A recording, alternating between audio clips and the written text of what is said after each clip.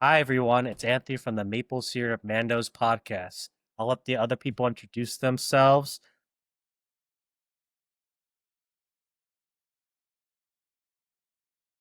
I'm Paul. Someone needs to speak I'm up. I'm Jacob. Blaze. And we're the Maple Syrup Mandos podcast. Um, Today's episode, we're going to start an epic saga of ranking every command card in Legion using the popular Slop tuber format of a tier list. We were originally wanting to talk about command cards and how we use them and how you can play them, but we figured it would be a more interesting and more sloppy discussion to just rank them and just talk about every single command card in the game because there's some that I hadn't even heard of until I was looking these up. This will also keep Um, Blaze engaged and awake. True. Gotta keep the hosts engaged, much less the viewers. Um, So yeah, our goal here is to take a look at every command card in each faction over the next couple episodes and give a ranking that sort of advises you and ourselves on when you might want to take one of these cards, how useful they are when you're evaluating list building, and for taking the units that they're often attached to. Um, Jacob or Anthony, do you want to talk about the criteria that we're going to use? It's important. Got to have a rubric.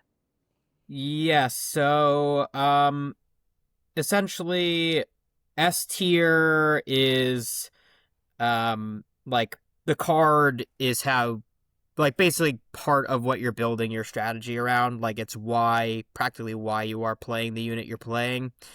Um A And it's tier, also, I think it's a good strategy. Like it's, yeah, like a good strategy. Like one of the best cards in the game. A tier, like the card is great, has a huge impact on the game, and is a major part of the unit you're taking's kit. B tier is like a solid card that is worth taking and that you expect to play in most of the games that you're playing with the unit. C tier is like a fine card. It's worth taking like over the generic cards like ambush and push, etc. But generally has a lower impact, or it's like very situational and could have a high impact. Like maybe one of those cards that you have is like the sixth card in your hand that you're playing like maybe in 50% of the games. Um, D tier is kind of where like the baseline is, where it's um either it's too situational, like you're probably leaving it out of most of your command hands when you're taking the unit it's attached to, or it's like kind of like baseline, you might sometimes be better off just taking the generic. And then F tier is like you should never take the card. It is practically always better to just take the generic, like ambush, push, assault, regular hmm cards.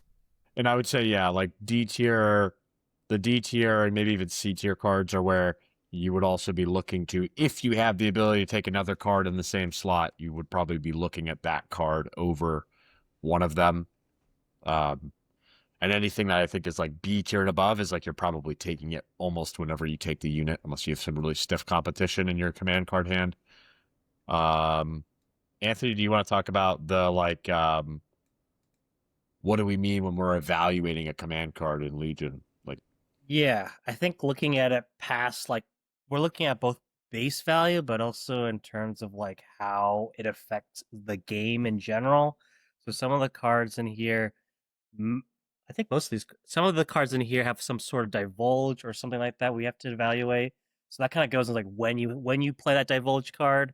Um, in the future, we'll be talking about cards that also have permanent effects, uh, recycling cards of Yoda and things like that. So looking at both the effects that they do for your character during that turn, but also over the lifetime of the game, if it is a permanent or even before the game even starts. That's important to also realize.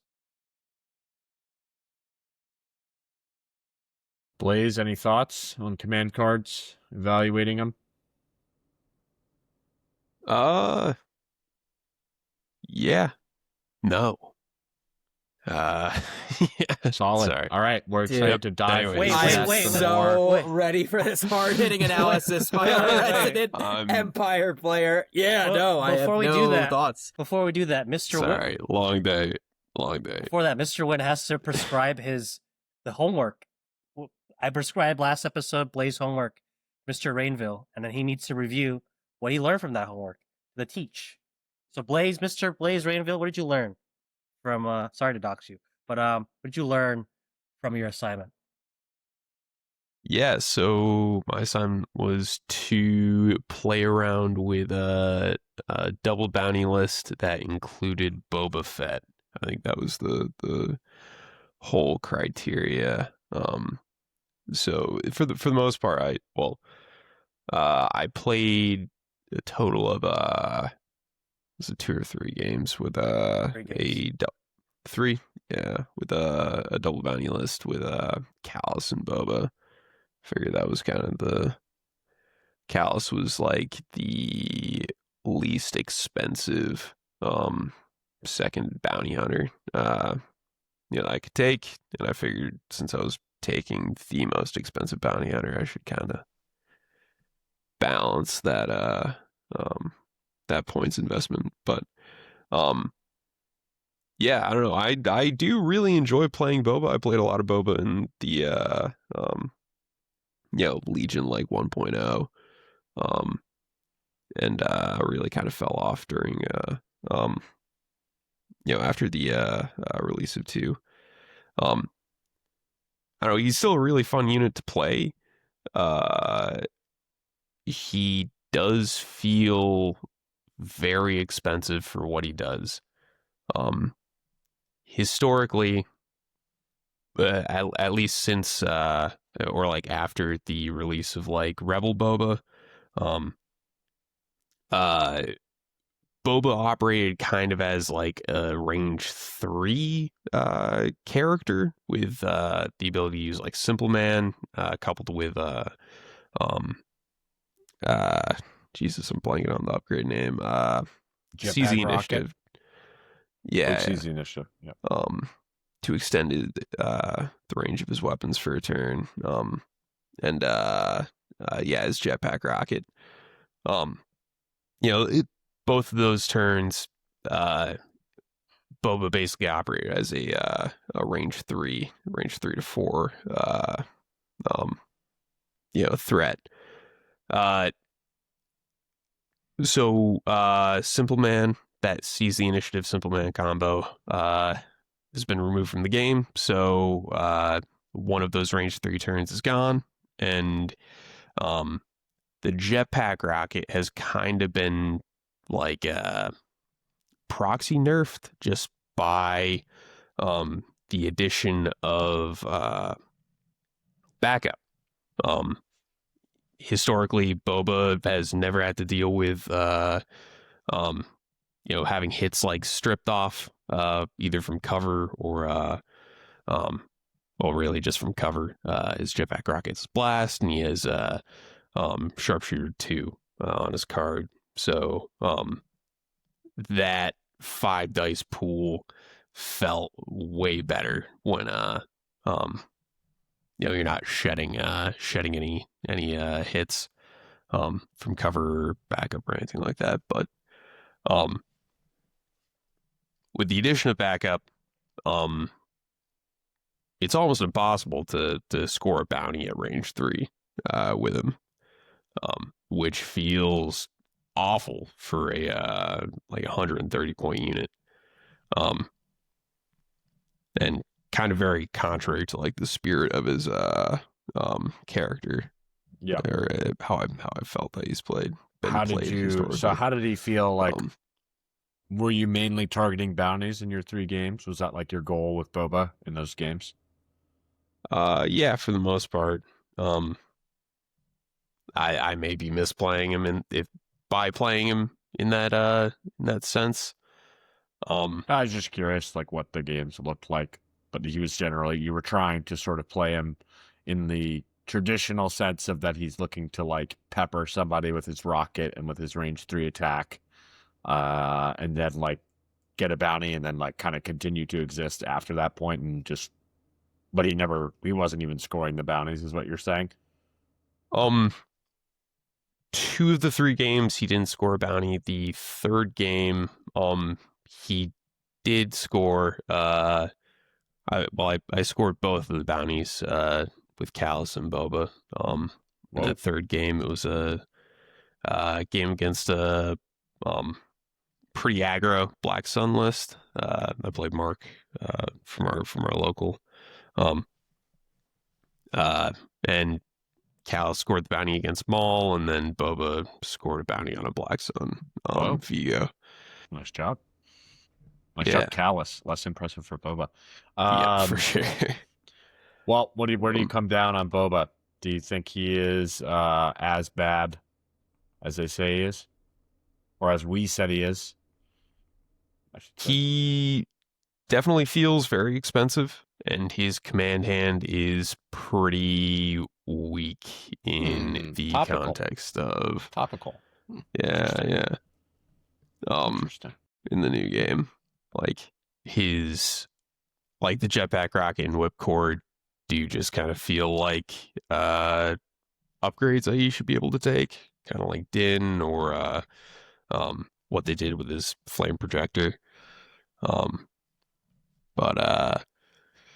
yeah, his whole design philosophy feels very retro, like it was designed for a different game, which it was.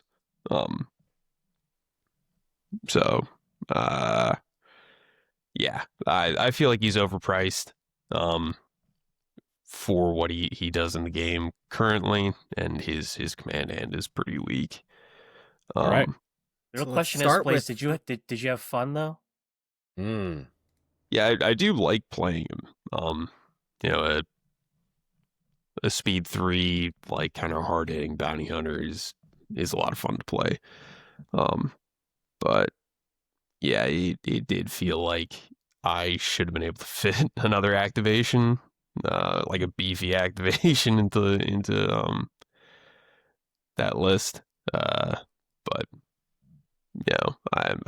I dumped like an extra 30 points into that should probably be like 110, 120, 115, 20, somewhere in there. Thanks for being the guinea pig. We'll have another homework sum at the end, but maybe we can start with Bobo's command cards. It's very topical. Yep. And also, as we start, I pulled the Longshanks data and organized it. So I have lots of fun statistics here. And I'm going to be rattling those off. I will start with a Boba Fett one. What do you think Boba Fett's most played card is?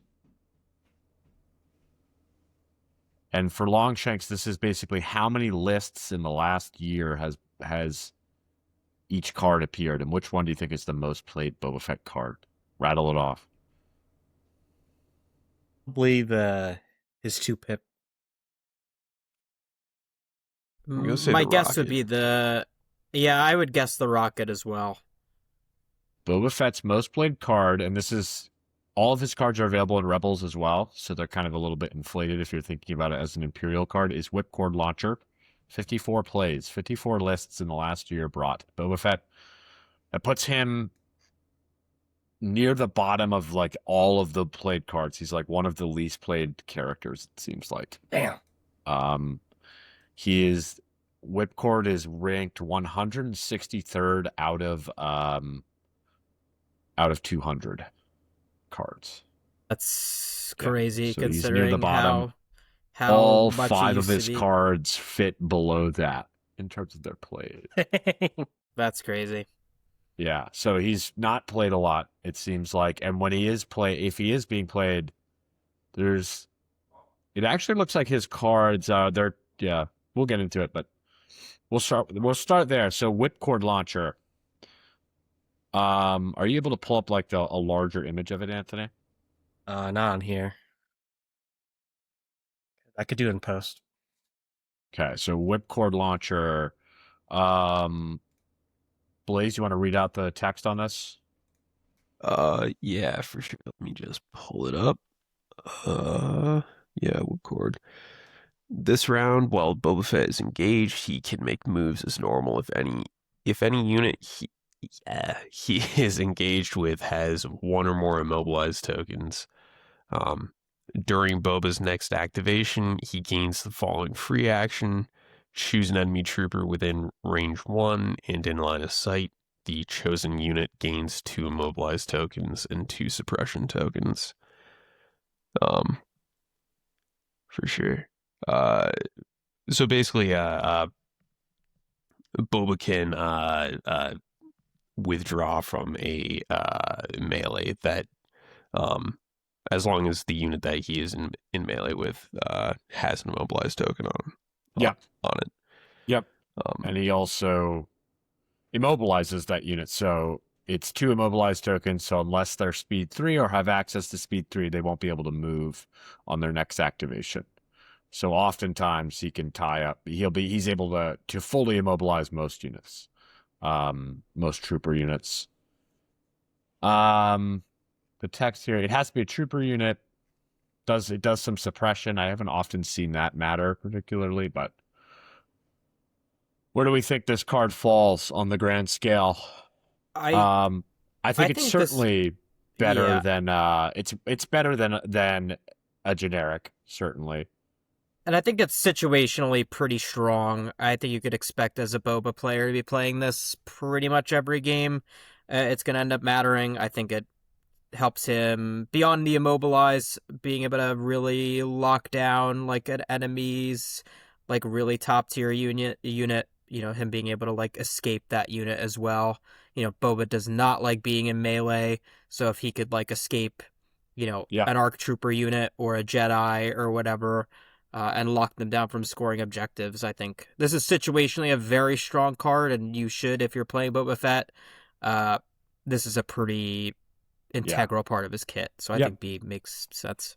Yeah, I think the effect, there's so many speed 3 units that this doesn't fully lock down, and it's a pretty much like it's I mean it's doesn't kill the unit, right? It doesn't like destroy them, but in certain situations. So I'd put this in B tier, probably like low B tier, honestly, because it's very situational. I would contend that it's C in the context of the larger game, just because historically its primary like target was Force users, right? Aggressive melee threats that typically had a lot of pierce that Boba definitely didn't want to be in a melee with, and were often, making it to melee. Force users are seeing a pretty broad decline in play. Probably there's less emphasis on a single unit in the new game. The immobilizing one enemy unit is less likely to win you a game. Yeah. Like, I take whipcord on Boba every time, for sure. But the number of games that I have actually played it to any like kind of effect in the new game is super limited. I honestly I think maybe once I've played it to I'm happy with putting it in C tier, and I think a little bit to why it might be all right is because it's also a 1-pip. It's taking a pretty valuable slot. Yeah. So if you're bringing it for a situation that may not come up, having to give up a 1-pip is a lot. Anthony, what do you say? I think I'm willing to, because this is Blaze's faction. I think if it's a tie, it should go to whatever Blaze says as the tiebreaker. But what do you think, Anthony? You think this is a B tier card or a C tier card? After analyzing what you guys were saying, I don't know. I think if you were playing with Boba, he's probably your power piece, and he's your power piece by supporting someone else. So like having another one pip there, what else would you replace it with? If you took like Din or someone else, like it's gonna get in the way. Mm, I'll put it in. I'll put it in C for right now. All right. Maybe I'll change my mind. So let's do high C tier. Yeah. Yeah, we'll put it in C tier for now. We'll see what ends up. What's All the right. next Do we want Boba? to do the rest of? Do we want to do these character by character, or do we want to just jump around here? Let's do character by character. I think it Okay. makes the most sense. Boba's next most played card is Making His Way in the Galaxy. Boba Fett's new 2-pip. I'll read it. So this is a 2-pip. During his next activation, Boba Fett cannot make attack actions. At the end of Boba Fett's next activation, he may make an attack with only the following weapon against each enemy unit within range 1 and in line of sight. Has Blast, Impact 1, Versatile. He can use it in melee and at range 1. Oh, I wasn't done reading that. And it has 2 red and 1 black die. And obviously, it retains Boba Fett's base Surge to Crit. The weapon is named No Disintegrations. It used to be called something else, I think. Yeah. I'm surprised this card is as played as it is. I wouldn't put it in F. I don't know. I don't know what Blaze thinks, but I think it's a decent like whirly bird attack. Like he strikes out and hits a bunch of enemies. It has Blast. He has Sharpshooter 2 already, but has Impact 1, so it's unlikely that it's probably going to do at least force a save on almost any enemy unit, unless they have a lot of dodges. Sacrificing his ability to attack with his basic gun with Pierce is like a significant cost, and he doesn't have Disengage on this card. So if he's already in melee, it's a lot less worse. It's a lot less good. It was always. I'd probably put this in C tier, I think. I don't know. This was always to me, if we're talking about Empire Boba, this was always to me always going to be a rebel card. I think sacrificing a turn not to attack, double move, or potentially double move. I think that's putting a lot into Boba. I mean, it's a nice dice attack pool, but yeah, I mean, if he hits 2 enemies, he rolled more dice than if he shot. I think the issue more than anything is 3 enemies, you're rolling significantly more dice. Empire Boba, I think, really does not want to be in melee to range 1.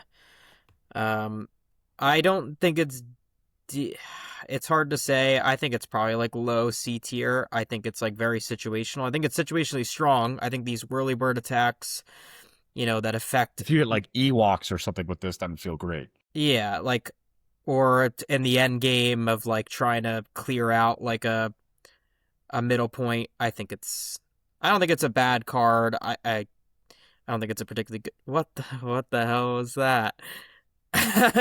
What the bro? What happened? Wait, what happened? What? Is that just like an anime waifu, bro? Where? That just appeared on the screen. Where? Oh shit! Are you serious right now? Must have been the wind. Yeah, must have been the wind. Right. He wants to keep it entertaining. I don't know. I think it's a low C tier or something to that effect. I don't know. I I think, agree there. to me, the situation where this is interesting is if Boba Fett has to double move, like onto a POI, and there's a bunch of enemy units, like you get him there, and he counts for an objective, and he hits a bunch of guys and does attacks where he wouldn't have otherwise been able to. Worth considering, I think, as your 6th card in a hand. You might not always play it, but if the situation comes up. Blaze, what do you think? You're the one that played the guy after all. Yeah, no, I definitely agree. Doesn't require any setup as well. You just drop it, and it does. Like, you don't need to feed him aims or anything. I don't know. I think it's fine. I'm surprised it's as played as it is. I think that is because of Rebel Boba.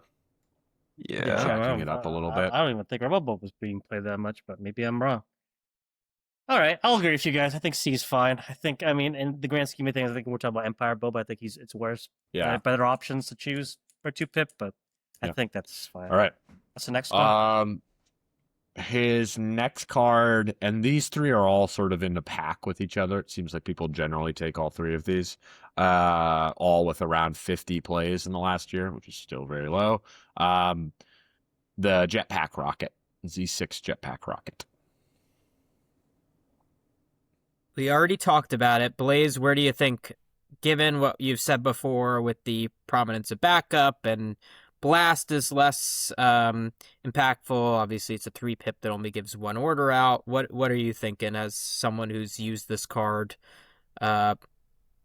recently a lot? Yeah. Yeah, it's kind of hard sell. I don't think I would put it in D tier. Yeah, I don't know. I'd say it's pretty comparable to the other two cards. I'd probably wedge it right in the middle there. Yeah, I'd actually probably put it above like- Whipcord. I think it's better than Whipcord. It's a pretty solid turn 1 play because it's a 3-pip. Well, It if actually, you I can't, think, but is if you can't, benefiting from being a 3-pip. if you're not hitting anything that's not a vehicle or anything like that, it's kind of. I totally forgot Well, about backup.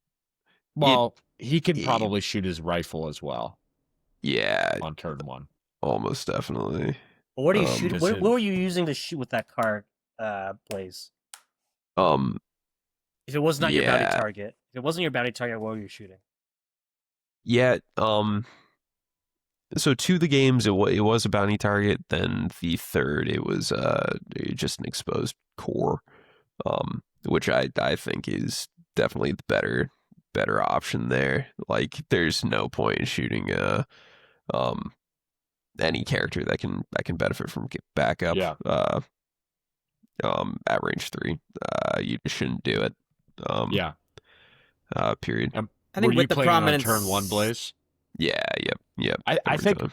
I would put it higher just because when you're looking at turn 1 cards in Legion, you're often content with just like playing a higher pip value to try and go second. And this card puts a little bit of icing on the cake of, okay, I played a 3-pip, I get an order on one of my focus pieces, and they can probably attack on that turn when they otherwise couldn't, right? Because Boba Fett Definitely. has a pretty bad range 3 gun. Not bad. He has 2 dice, Pierce 1, black dice at range 3, but being able to layer 3 red on top of that with impact and his surge crit, I think helps him. And it's something that it's basically rewarding him for coming out and not even having to dive very deep. So I don't know. I think it's fine. I'm gonna finish I what also think Jacob with was the gonna prominence say. of armor, with the prominence of armor, I think you're seeing a lot of people with buses on the board at this point. Getting a couple wounds, 2 to 3 wounds, like on a bus potentially, has value. Or armor is certainly not going away, and this is also functions as an armor hedge. So Yeah, I definitely think it's the best of his cards, but certainly C tier. There are also units that don't benefit from backup. That can't get benefit from backup. So yeah, it's not like the I worst thing. think. I guess it's not the worst thing in the world.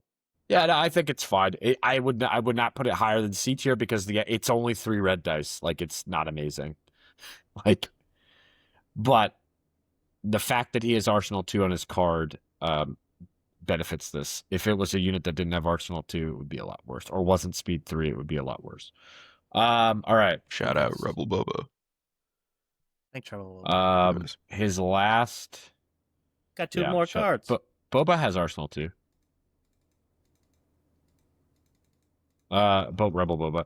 All right, last 2 cards. Rule with Respect, his other 3-pip. This card is horrible. I think it's going It's in. pretty bad. I would put it in D tier. It's not worse than Assault, obviously. It just doesn't It's have pretty an close effect that to is. being F tier, though. It's D tier, though, I think. And to read the effect is Boba Fett, while he has a face-up order, allied units that perform an attack at range 1 of him and can see him, your friendly Boba Fett, range 1 of him, add 1 black die to their attack pool. This card used to be super crap. Used to be insanely good. The deployment changes really messed with it because it requires him to have a face-up order and be at range 1. You cannot play it on turn 1 and get the benefit. You can only play it on turn 2 onwards, and I would say that window closes rapidly. It's really only playable on turn 2 when you might have your units set up near Boba Fett, and the effect of adding 1 black die is fine, but there are many similar cards in the same slot that add aim tokens, and for most units, aim tokens are going to be more productive than a single black die. But it does hand out 3 orders. You know, if you have that 3 pip slot completely wide open, I would take it over Assault. I would not take it over Assault. I see no reason. It's too slow of a card to even play on turn 2. Well, it puts an order on Boba at least. Yeah, but you and 2 others. Well, you probably already have Underworld connections anyway. So like, you probably, if you don't have Underworld connections, you probably should. I don't think that's like. Well, I mean, Assault would just be 3 units without even the chance of adding a black die. I would take it over Assault. The only fear would be Boba Fett dying. I don't think he's going to die by the time you would need to get this card out. But it's just like, yeah. You used to see it with snipers. If snipers were cheaper, they're one of the units that I think benefits a lot from the extra black die. But snipers are so expensive. Sniper strike teams on scout troopers. There just aren't a lot of units that want to sit still and shoot while they're near Boba Fett. And Boba Fett doesn't want to hang around for an entire round with a face-up order. In a world where long range weapons make a comeback, I think this card goes up in value. But until then, it's marginal whether you even take it over Assault. I think you probably take it over Assault, but you could make an argument that Assault is just like gives you more flexibility. But I think D tier's appropriate. Boba Fett's last card, least played card, Simple Man. Jacob, you want to read this one? Yep. At the start of the next activation phase, if Boba Fett has a face-up order token, an allied unit within range 1 of Boba may make a speed 1 move. Otherwise, Boba Fett gains 1 aim token and, until the end of the round, increases the range of his ranged weapons by 1 to a maximum of 5 and gains Marksman. This card, Blaze had talked about it earlier, used to be a lot better. Now, certainly isn't. I don't think the range, getting his weapons up to range 4 is nearly as good as it used to be, to, the point of backup being a thing. Yeah, I also think the 1 pip slot is extremely competitive. The opportunity cost of taking this card is pretty huge. And getting like 1 speed 1 move on like another unit potentially is also not particularly valuable for a 1 pip. I think this is also, I don't know. I mean, Blaze, you could maybe speak to it more than me, but to me, this card feels like D, potentially even. I think it's F, bro. I don't think you use this card at all. It's a straight upgrade over Ambush. Yeah. So I think it's got to be. I think it's firmly D. Yeah. I would put it above Rule because of you can Respect. order, you can order any unit and it gives like an extra benefit. I think it's probably D and better than Rule with Respect, but yeah, I mean, I don't know. It's a 1 pip. It gives an order to any unit. No matter what you do, you get some benefit from it. The chances that you want to not give Boba Fett an order are like super low. Real low. Right? Yeah. So it ends up being like it's kind of just like 1 speed 1 move on a unit. But the fact that you could get 2 aims on him and make his dice pools, like, I mean, he gets, because he has independent, he's independent, he could get an aim. He could have 2 aims and Marksman. It's got to be higher. It's got to be like high-ish D tier. I don't know. You just bring it if you have the 1 pip available, and it's better than Ambush. nothing. I don't think it goes into C tier. It's not. It's in no way changing the game state almost at all. That one speed, one move is very unlikely to be game deciding. It's also that one speed, one at range one of Boba. Yeah, it's like super that's specific. a super niche Yeah. situation for sure. All right, that's Boba Fett. What you can character- see this is part of why Boba Fett is generally not worth his points, is because his cards are just not high impact on the game. For now, we'll see a rework soon. AMG. What character do you want to go on to next? Let's do a character with some good cards. Let's go with Darth Vader. Just because it's the first one. Which Vader, fun fact. Vader is the owner of the most played Empire command card. Guess which card? Implacable. Actually, it's gotta be Implacable. This can't be Darkness. Actually, it could be Darkness Descends now, but it's probably Implacable. Played. I bet it's Darkness Descends. And by play, I mean it was brought in a list. Not I can't say whether or not it was actually played in a given game of Legion. Yeah, it's gotta be. I don't. I think it's probably Implacable.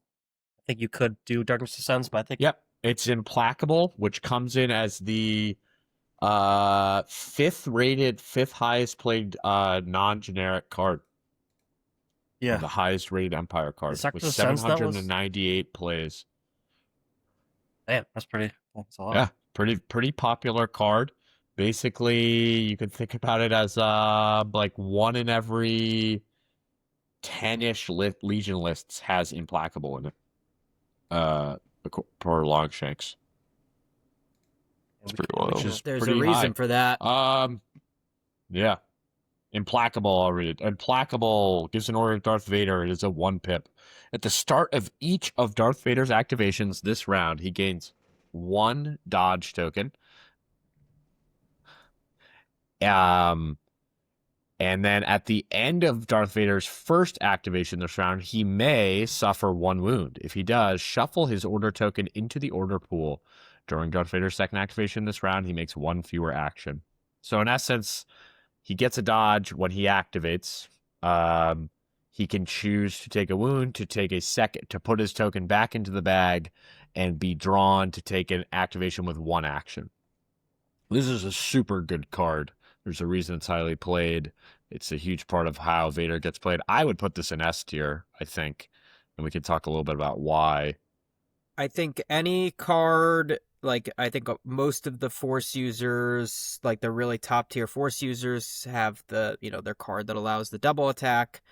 I think Vader's you make an argument that Anakin's 1-pip is better than Vader's, but I think the difference between the other 1-pips and Vader's is, you have to suffer a wound to get the second action, but it also allows you to use Force Push twice in a turn, because it's 2 separate activations. He's got Master of the Force, so there's a lot of advantages to, even if you're taking a wound on him, to get the second action is like 2 attacks on Darth Vader, who is one of the best like single model attacks in the game, plus 2 opportunities for like Force Push.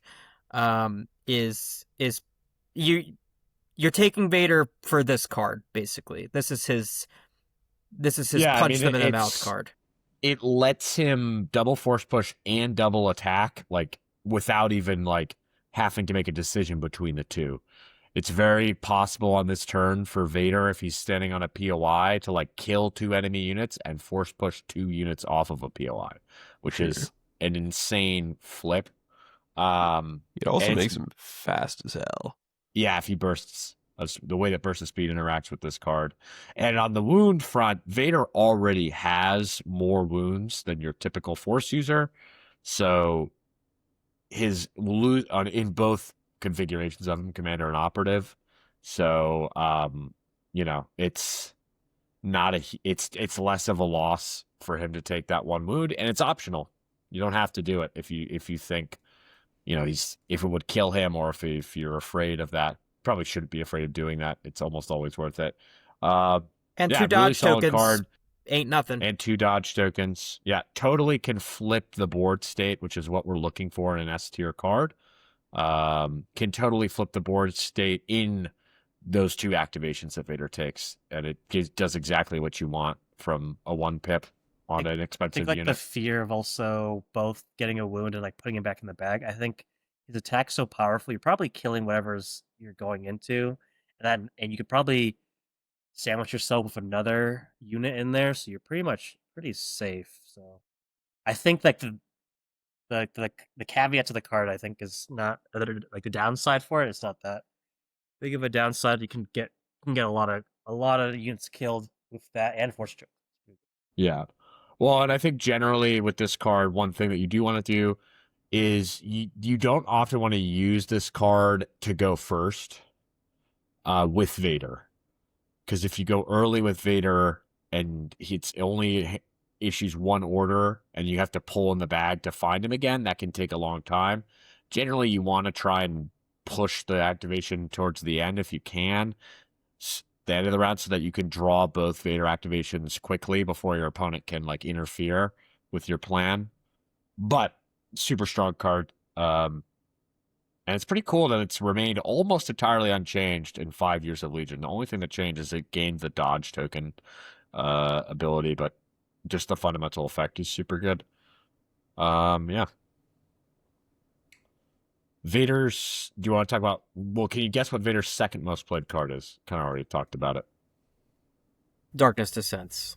Darkness Descents. Do you want to talk about Vader's Might first? Sure. This is his better one, Pip. I disagree. Nah, bro. Massacred my boy. Hey, this card to me is solid, but it's worse than Implacable significantly. This card's a free action, lets you move within a half range. I can't do this card. Okay. Yeah, this round Darth Vader gains the following free action. The free action is choose another non-heavy unit within range 1. Place the chosen unit's unit leader on the battlefield within half range and within height 1 of its current position. Oh. Then place the rest of the unit, the rest of the chosen unit in cohesion with the unit leader. Then, if it is an enemy unit, roll 1 defense die for each miniature in that unit. That unit suffers 1 wound for each block and each surge result in the roll. So that used to be place the target unit within range 1 or at range 1 of its current position. Of any model. Any model, not the unit leader. Now it's half range of the unit leader. Yeah, it used to be range 1 of any model. It's basically Vader gets a free action that's an additional force push that can be used on vehicles, unless they're heavy. And it has a chance to do damage. I'm like, this is a B tier card. It's fine. It gives an order. It gives an order to Vader. It lets him move an additional unit. The wounds are so unreliable that you can never be like, oh, I'm going to do this because it's going to kill this enemy unit. It will never, on average, kill the unit, no matter how many models the unit has, because of the way that how it determines how many units are alive. So it does like maybe some wounds. You can move friendly units with it, which is potentially okay. I think most of its value is that it gives an aura to Vader and it basically lets him force push twice. Implacable already does that and lets him swing twice, and gives him dodges. Yeah, I would say you take this card generally because you want another 1 pip that gives an order to Vader, and you could use this card before you use Implacable too, I guess. I think there is some merit into it. So if you did still want to go first, but didn't want to play Implacable, this is still not like a bad card. Yeah, it's not a bad card. It's just like it's pretty it's pretty basic what it does. It's like an additional force push. You can do it to the same unit twice in 1 activation and really move somebody, but I don't think it's, At it's the a end of card the that I would day, consider dropping if you have another strong 1 pip. if you have another focus piece, odds are you're you're taking the other focus pieces, 1-pip and Implacable. It's Implacable is just better in virtually every way. Yeah, if you're only playing Vader as your only focus piece, you're taking this card. It's obviously still strong because it's on a very strong unit, but not particularly impressive. All right. We want to go to his 2 pips then. Yeah, let's do that. New ways to motivate them. Let's pull that one up. New ways to motivate them. This is a 2-pip, 2 trooper units. This round, when an allied non-Darth Vader trooper unit that has a face-up order token starts its activation, it may suffer 1 wound. If it does, it may take 1 additional action during that activation. To note is it's 2 trooper units, so it's kind of a straight upgrade over push. Like, it's unlikely, unless you had a vehicle list, that you wouldn't be able to hand those out. You can still issue an order to Vader and just put this effect on 1 unit. And it also, because of the wording, it works with HQ uplinks and direct and other ways to get out face-ups. So, I don't know, it's solid for a 2-pip. Hands out 2 orders. You have some flexibility. And the effect is good. It potentially, in certain lists, it is, like, insanely good. In other lists, it's kind of like, whatever. Like, I might use it, I might not. I don't know what your guys' thought is on it. Like in a do-back list, it has a lot of value into it. Or super squad lists, I think, like with the Stormtrooper battalion lists of like getting an extra move on like a Stormtrooper super squad or something. Yeah, I think you build this card's effectiveness is basically just based on what you have around Vader. I think like this is an A-tier card. I think it has potentially very strong effects. I think at baseline you're probably taking it in almost every Vader list, and you're probably using it most of the time. Yeah, in my mind, I think this is a very strong card. It's his only real support card as well. I would contend that it's B tier because it is so dependent on the rest of your list composition in a way that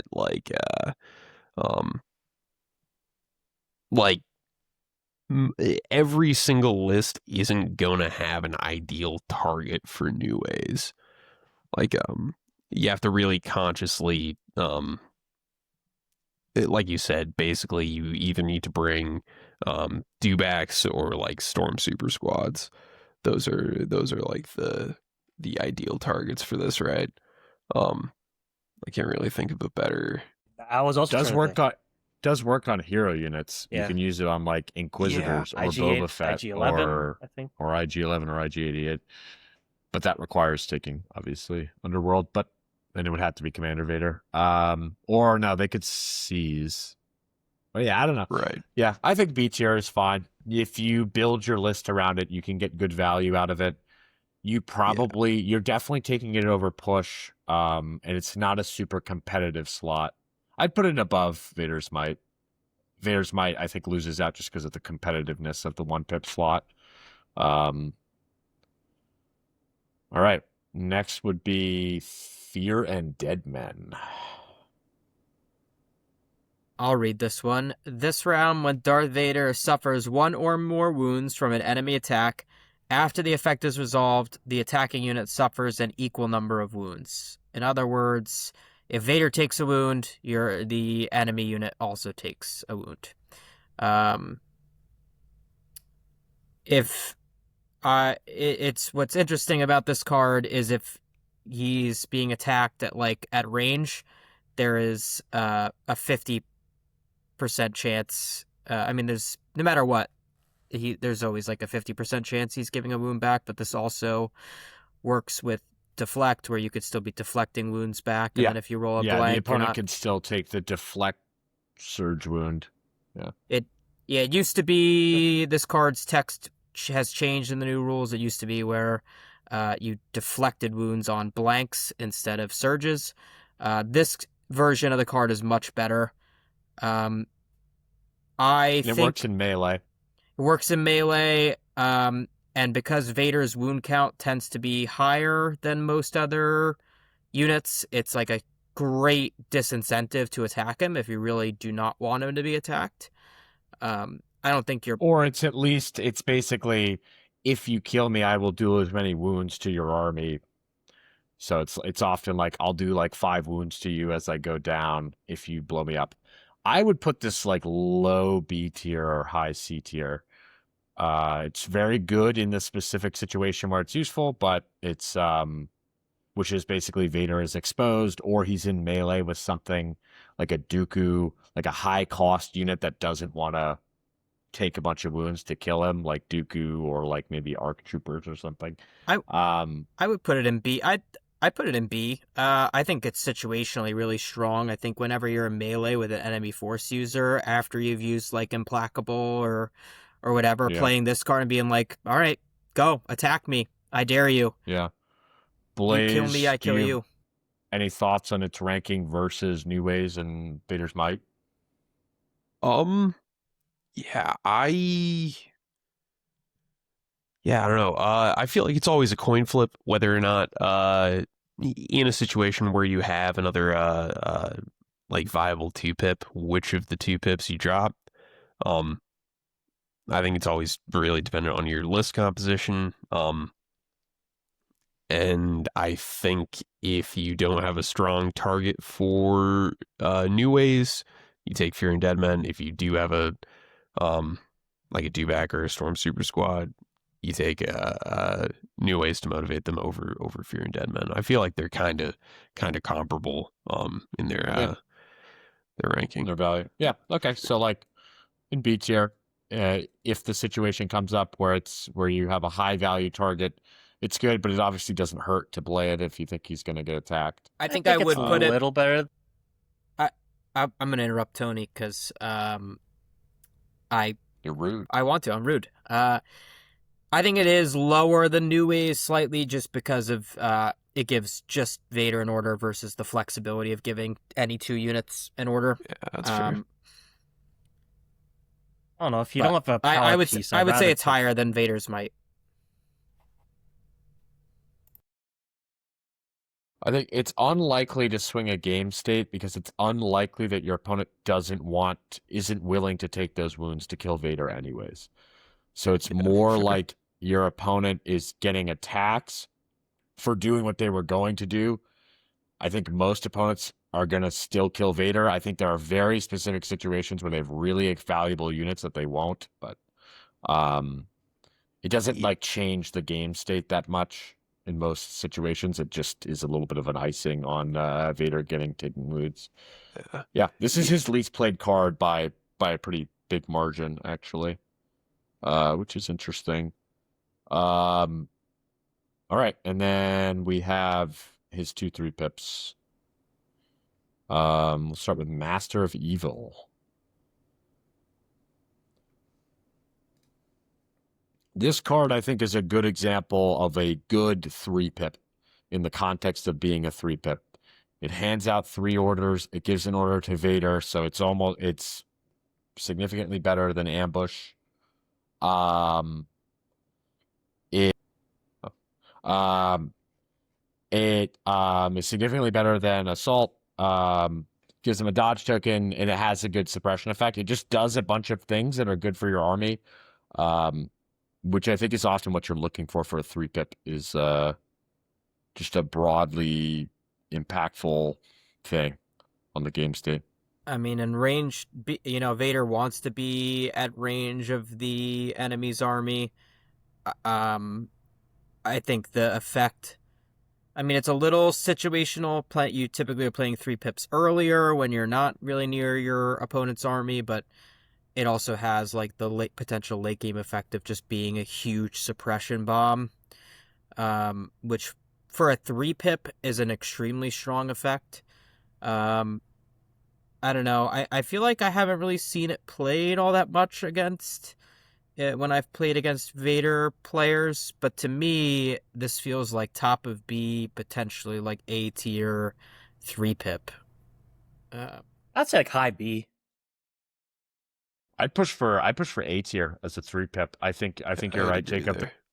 it having that effect, the suppression bomb effect, on a 3-pip, which is a slot that usually doesn't have sort of like negative effects for your opponent, is nice. Like and it can be hugely impactful if you play it in the end game as your opponent's starting to get thinned out or there's already some suppression on them. In fact, 3 suppression is often enough to suppress like an enemy hero unit, or the potential to. So, yeah, I don't know. I'd put it in low A. I think you're usually taking this over most 3-pips in Empire. Yeah, I'd agree for sure. Not just the generics, but over like other characters. All right, his final one, Darkness Descends. This one is really hard to evaluate. Yeah, on the one hand, it's almost like necessary for Vader's kit. But on the other, it's like it's not a particularly strong effect, and it also kind of feels bad that you tend to be playing it on round 1 where you want more orders. Yeah, I feel pretty conflicted about this card as well. It's a Yeah, good and it's a good card for Vader, but it's not a good card for your turn 1 because you really don't have a lot. There's no Yeah. flexibility, and if you don't bring this card, if you bring Commander Vader, I feel like you're putting yourself at a disadvantage. Like, he really needs surge tokens, but on the other hand, like, infiltrate is really almost Really good on a necessary. Force user. It's really good on Force users, and it's practically necessary on Commander So- Vader. I'm going to push for this card to be S tier. And that's why I was talking about the rubric. Because I was like, if you look at Vader's unit card, gaining Infiltrate or even gaining Reliable 2 for Operative Vader are just such like valuable things that I think it's like it's like S tier, A tier. Like it's kind of integral to how Vader plays. And if you don't take this command card, so I don't know. I think just because of how beneficial it is for Vader, if you bring this card, it has to be like high A or low S. Like, because you have to imagine if you don't play this card, Vader doesn't do the things that you think he does. Like, you know. I would personally, I would say high A, because it does feel bad that even if you're divulging it, you're forced to play it on round 1, and the fact that, I mean, yes, it needs to be stapled to his card, but I don't know. What do you think, please? Yeah, I don't know. This feels like more of a test of the rubric than like a real. Yeah, I agree. I mean, when we about. think of this card, you think of it as just being part of Vader's unit card. Yeah. And I think for that reason, and I think similar cards should be like A tier or off the chart. I don't know. It's kind of holding Vader hostage. This card is like hostaging Vader. It really stops him from being his full potential. If you don't bring it, it's like Paul said, you're really neutering yourself. Well, if you think about like comparable command cards, like Sasha's card that like gives her bounty or Makashi, I'm kind of butchering that, but that card is mandatory to be taken if you play Asajj, though. I think no, it's not. No, it's mandatory to be divulged. It's not mandatory to be taken, though. Another similar one would be Padme's divulge card. That card's horrible. Yes, we'll get to that. Yeah, but yeah, so there are units in the game that don't have to play these cards, these like kind of divulge setup cards. I think Vader has to, which I think, I don't know, or we could just put it in B tier. We could be like it's an average card, like it's. Well, it's conflicting. I think it is a good card for Vader, but there's some drawbacks in a way that like implacable. I just think if you bring Vader, you bring the card. I think it does define it. If you're playing Vader and you don't bring this card, you shouldn't play Vader. He's significantly worse, which you have to, I think, for the rubric's sake, you have to account for that as part of the card. Yeah. Like, the card is what is making Vader playable. So I think I push for it to be S tier. I think I'm in probably in this or A or high A tier. I'm in high A. Blaze, as the Empire player, it's your decision because we are not a consensus. Yeah, I mean, it does define how you play a Vader game. So yeah, I'd put it in S. And it is a very good card. Giving like Vader reliable too. Consistent access to surges is super good, and infiltrate on a Force user is also super Both good. the effects are really Yeah. good. All right. Next character. That's Vader ranked. You can see Vader solid character. It's got a lot of options in the high tiers. I think that's pretty accurate. A tale of two units that have like the most command cards in the game. Yeah. What character you guys want next? Let's go with his buddies, the Inquisitors. Oh, God. Okay. You will not enjoy this, but it will be over quickly. What a turd sandwich, dude. All All right. right, Let's just pull them up, Anthony. We'll just you pick. Here we go. I'll talk. I'll read these. I love these cards. You would question me. Fifth brother and seventh sister heads at 2 orders, permanent. Each time fifth brother gains. Well, this one's so complicated. Yeah. I won't read the whole text. It's really long, but essentially, whenever fifth brother gains an aim or a dodge, the sister gains the opposite token. So if he gains an aim, she gains a dodge, vice versa.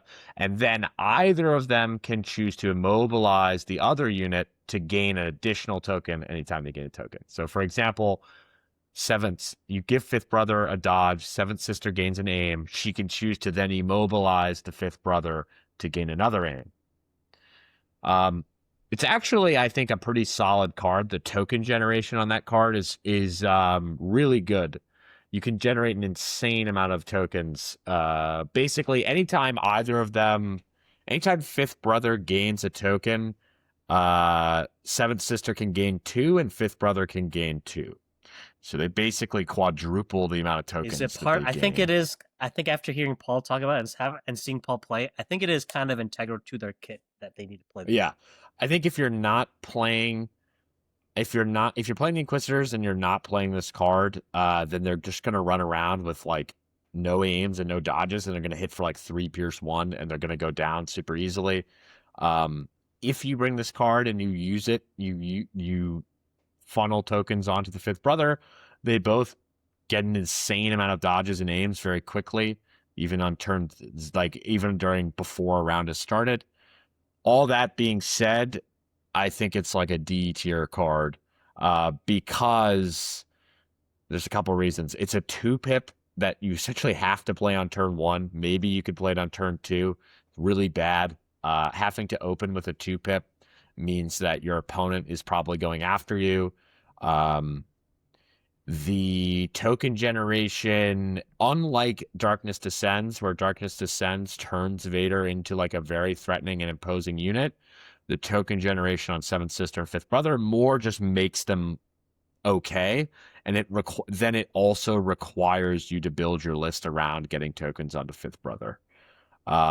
So I'd put it in D tier, which is basically if you bothered to build a list that can get tokens on fifth brother, it's significantly better than push. If you don't have a list that can get tokens on fifth brother, you shouldn't be playing him, and you shouldn't be bringing this card. Low D tier. I think put it ahead of the other two in D. I think this actually is. Yeah, I think it's better than those. It does. Like having seen Paul play the Inquisitors, like seeing them with all those tokens and like actually being playable units. It makes it so that they always hit for 5, and they often are almost completely unwoundable if you get them spooled up. But it requires you to build your entire list around 2 units that are generally like low impact. Yeah, I don't know. I don't know. I might even push for it to be low C. As a card, it might be low C. Units that it's attached to are bad. It's basically worse teamwork, right? The first part of it is, well, it depends on worse. Well, like the second part is worse teamwork, right? You have to take immobilized tokens in order to gain those. Well, you're doubling your tokens. And if fifth brother doubles his tokens, he also doubles the tokens that sister gets. So like if fifth brother gets given a dodge, he immobilizes her. He gains 2 dodges, which means she also gains 2 aims, even though she didn't immobilize him.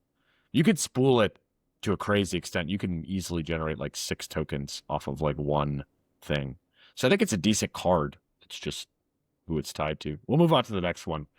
It's better, Whatever Craig. Anthony wants it to be. The rest Oh, of them are not very good.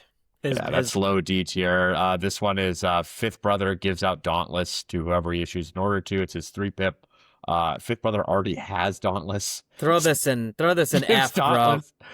It's You would take it I over. mean- You would take it over Assault. You would take it over Assault. It is better than Assault if you have your 3-pip slot open. Is Uh, it worse than Rule of Respect though? Is it worse than Rule of Respect, or is it better than Rule of Respect? It's worse than Roll with Respect. I don't know. I think Dauntless on 2 units. on in a faction that already has so much compel access, So at that point, we would basically be saying the opportunity cost of Fifth Brother maybe dying makes this worse.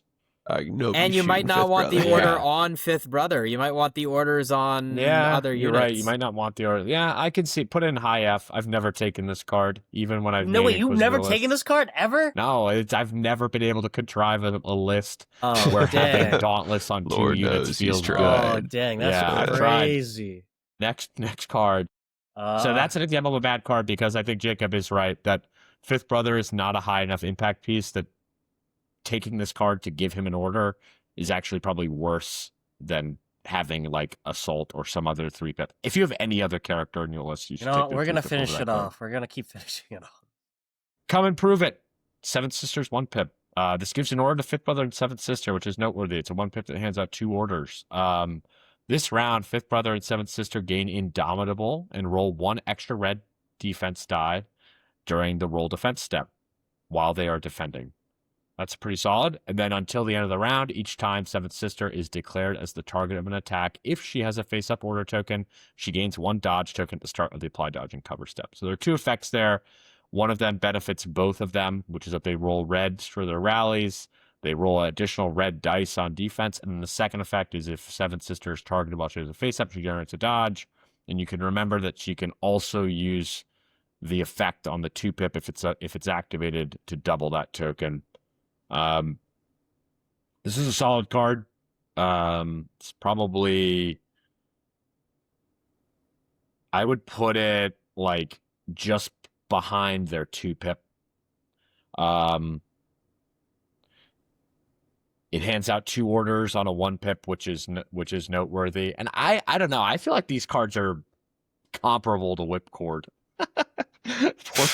We are getting sad, bro. What is I would going on? actually I would push for both of I would actually push for both of them to be above Whipcord, but it doesn't really matter. Kinda It's like nitpicking. Yeah. Yeah, they're It generates dodges. It hands out 2 orders on force users, not the best force users, and it makes them roll extra defense dice. Like it's solid. It helps them stay alive really well. Think more In a tokens world on where the one- Inquisitors on a are one- not like some of the worst units in the game, like whenever they do get buffed in any way, I think It'll be a very good card. I think yeah. that'll be a really solid card. I mean, just that baseline, like you're Yeah. saying, Paul. And like, Seventh Sister has Interrogate, so if she's at range 1 of a target, which she she's often also will is be. going first, without having to do anything. So yeah, I don't know. It's a good card. And then finally, Seventh Sisters 3-pip.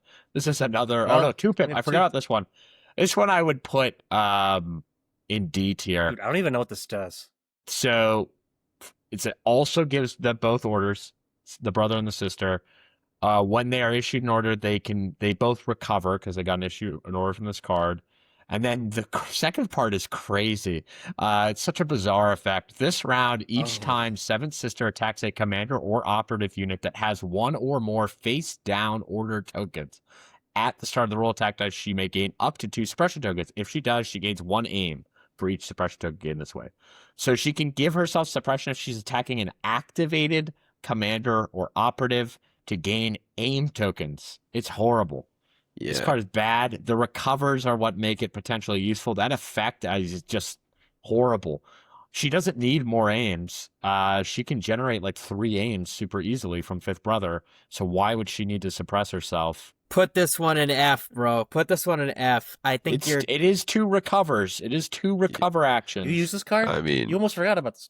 I brought What? this card in every time. I have not gotten to the point where I played it because games don't often make it that long. Yeah, we'll put an F then. I I don't think think it's put- an F tier. I think it's All right, D. Blaze. I think the recovers do keep it out of F. I think it's but better than rule or something. I think it's cusp. Pretty close. Pretty close to that. The second effect is horrible, but First two effect, recovers on your force users is okay. it doesn't have force. And it's worth bringing over push.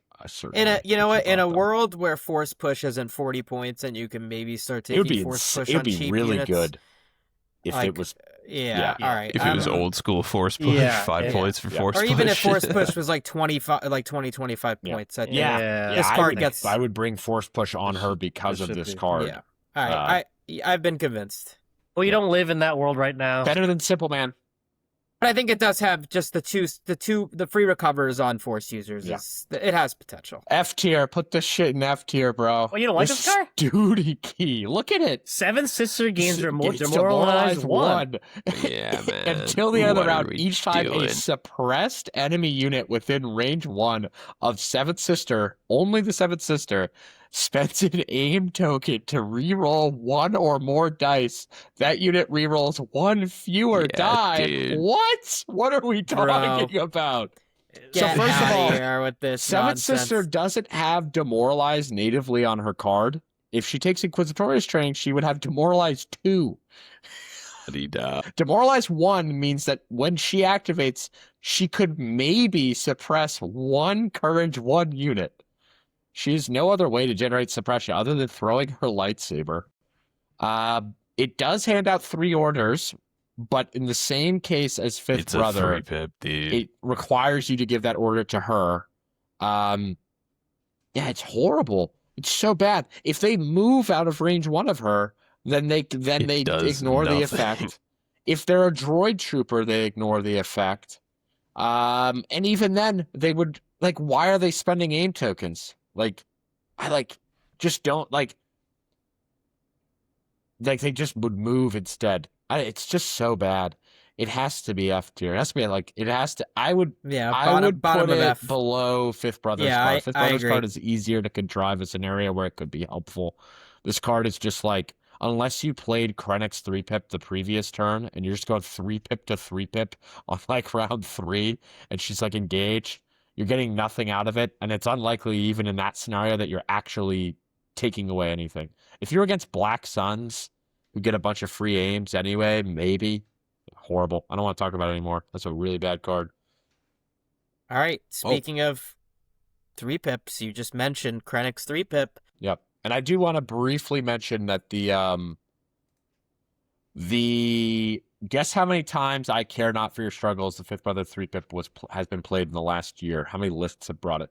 They're I'm gonna 5. say 2. Out of 8,300 games. of Inquisitors. Yep. Oh, 5. Or no, of in Legion total. Oh, I'm Or going lists. 2. I'm gonna say 2. I think there's probably 10 people. I think 10 people. 6. It's been brought 6 times in a year, which is actually more than I would have thought. All of the Seventh Sister and Fifth Brother cards are near the bottom, not just in Empire, but of the entire list. They are near the 200th Hey, slot. You're They're raising up those really numbers. Lowly played. Raise up those Yeah. numbers in Everwinter.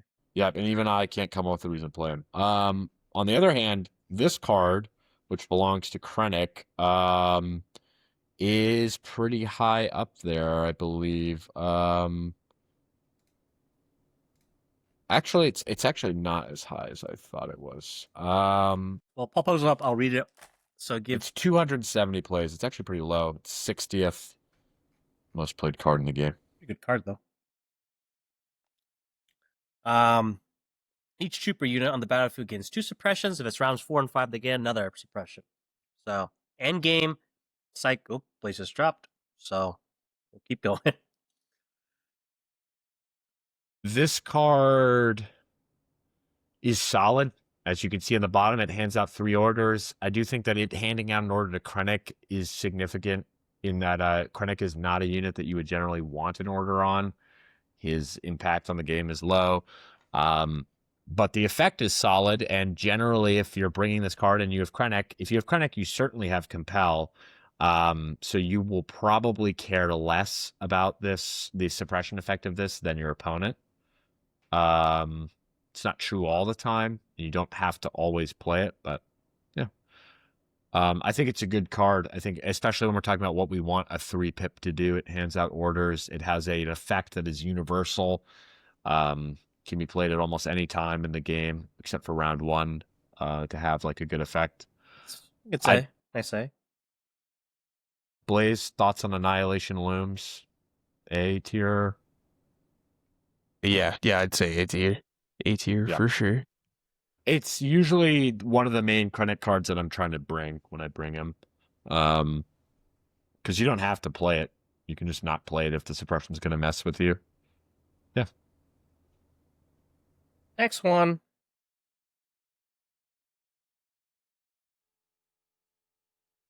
Deploy the garrison. This Deploy is the actually his garrison. most played card, which I was surprised by a pretty big margin. Really? Well, I think it's probably the 2-pip slot is not as competitive with Empire, probably. Yeah. But yeah, at the start of this round's activation phase, choose up to 2 allied trooper units that have face-up order tokens. Each chosen unit may make a free standby action. So this, crucially, it doesn't say issued orders by this card. It could be any unit with face-up orders. So, it's situational, but Krennic, has entourage, so he gets a free face-up order if, you were going to take a Death Trooper. You usually have more than 2 choices of who gains these. Or, And seize it's a the standby initiative on a unit. Action, so if it's on a Death Trooper, they do get a name. I'd put this. I think it's B. Go ahead, Anthony. I think it's like B, similar to kind of like it is situationally good. I don't think many lists are like making a list around standbys anymore. So, and I think it's just a good 2-pip card, giving out 2 trooper. In the current rules, it's hard to get more value out of a standby than just sort of like forcing a shot where your opponent didn't want to, because you can't trigger charge. It's not super useful for melee units. I mean, they can always withdraw. So it's not a huge value on melee units, and on your ranged units, your opponent can often just shoot them. But it gives out 2 orders, gives you free actions. Yeah, I'd put it below the Vader 2-pips, but solid card. It's also cunning. All of these cards are cunning, which is good. And yeah. Voracious Ambition. What are the stats on this? Is this like his least played card? Least taken card? Voracious is no way. No, it's slightly more played than his 3-pip, which is surprising, but Blaze, why is this card good? There's only one correct answer.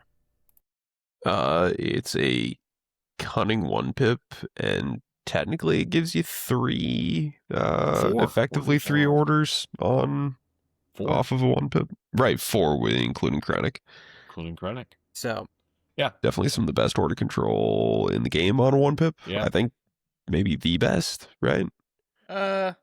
you can't choose which of any the CIS 1-pip is better. But... Fair, yeah. Fair Well, enough. Yeah. But yes. It's random card, what 3 Yeah, usually by the fact of it giving Krennic an order and you drawing 3, and then you also having improvised or trusted agent or seize the initiative, that you probably have near complete control over all of your units when you activate this, just based on how you built your list. Like you have a good chance of drawing what you want, either straight off the Krennic draw or out of your bag.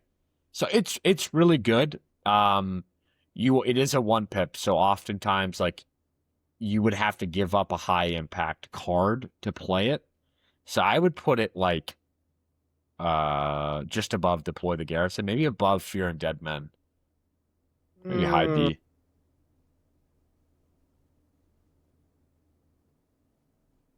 Okay, yeah, I think the fact that your opponent doesn't know what they are and you know is kind of like a nice factor.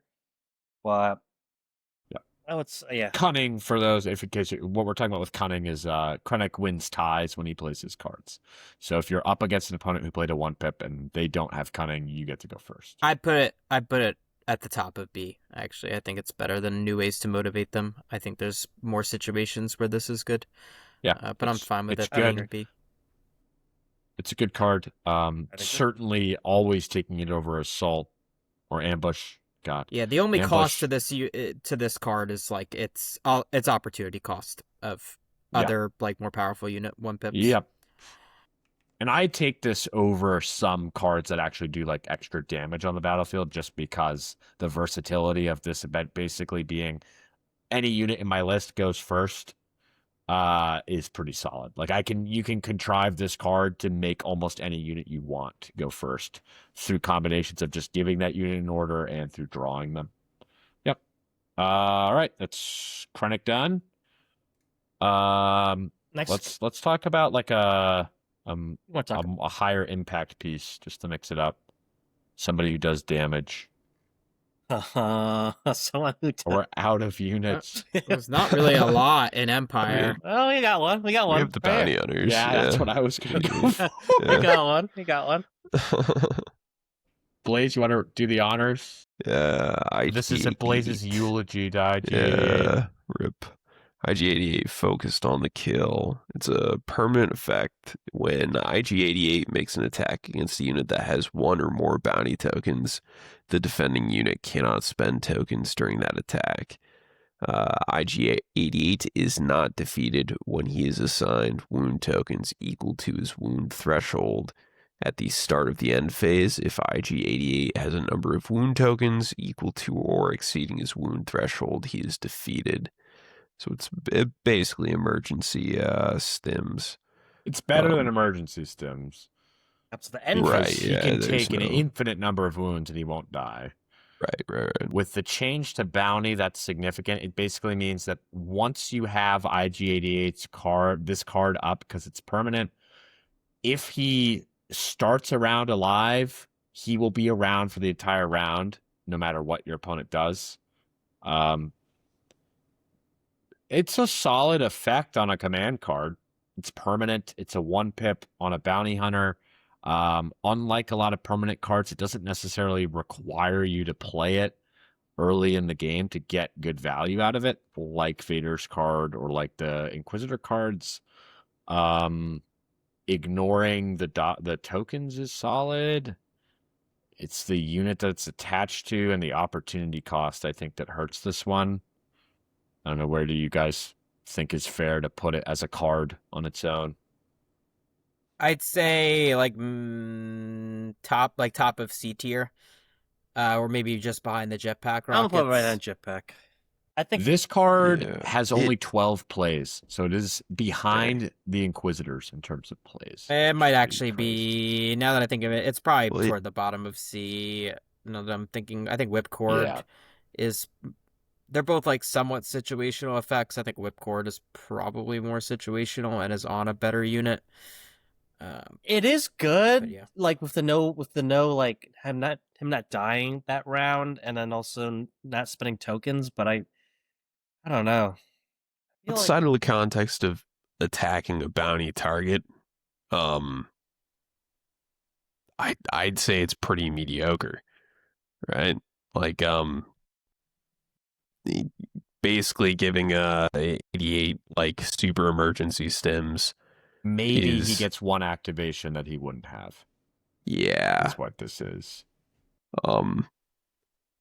In the context of attacking a bounty target, it definitely has Situationally good more. depends on if they generate tokens. Yeah, right. If you're shooting like a Padme or a any Jin or so or something.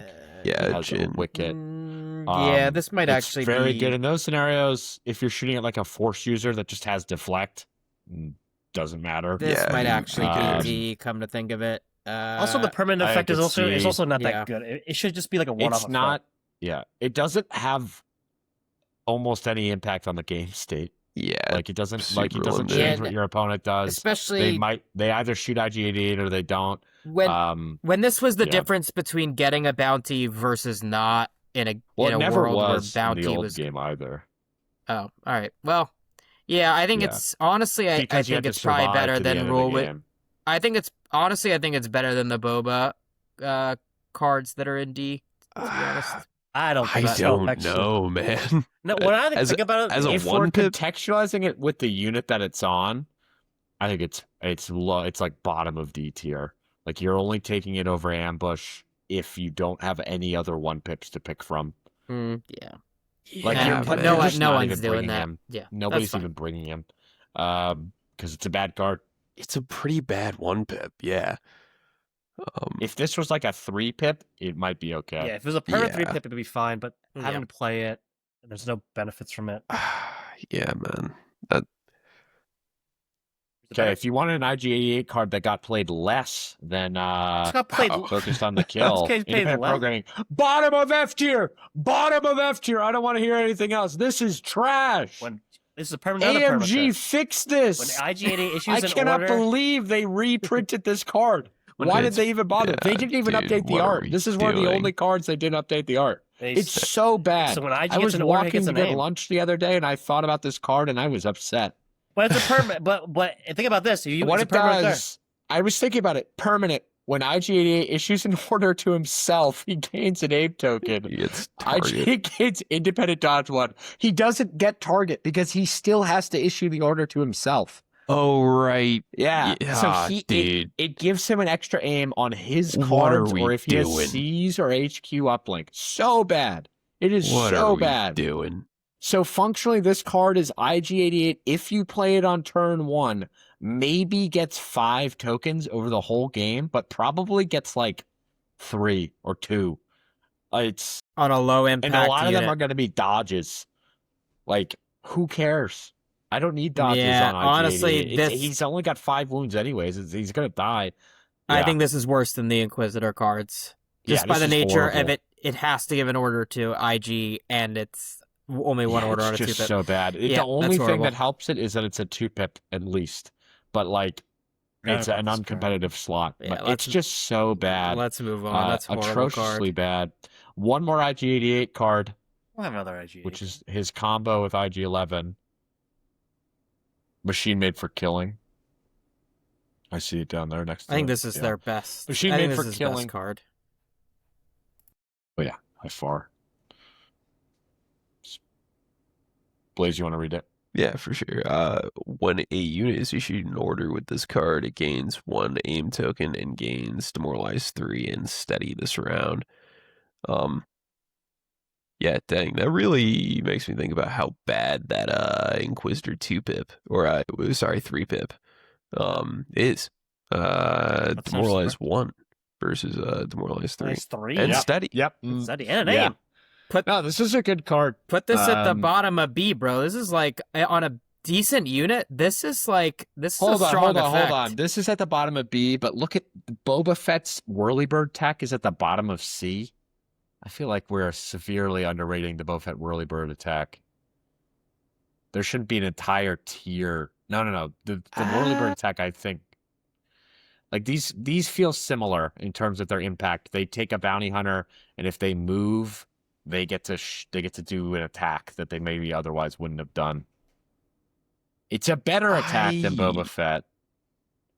And Demoralize 3. So, But he has coupled to with... start his activation at range 2 of someone for that to matter. Right, Which is right, good. And an aim It is a token. good zoning tool.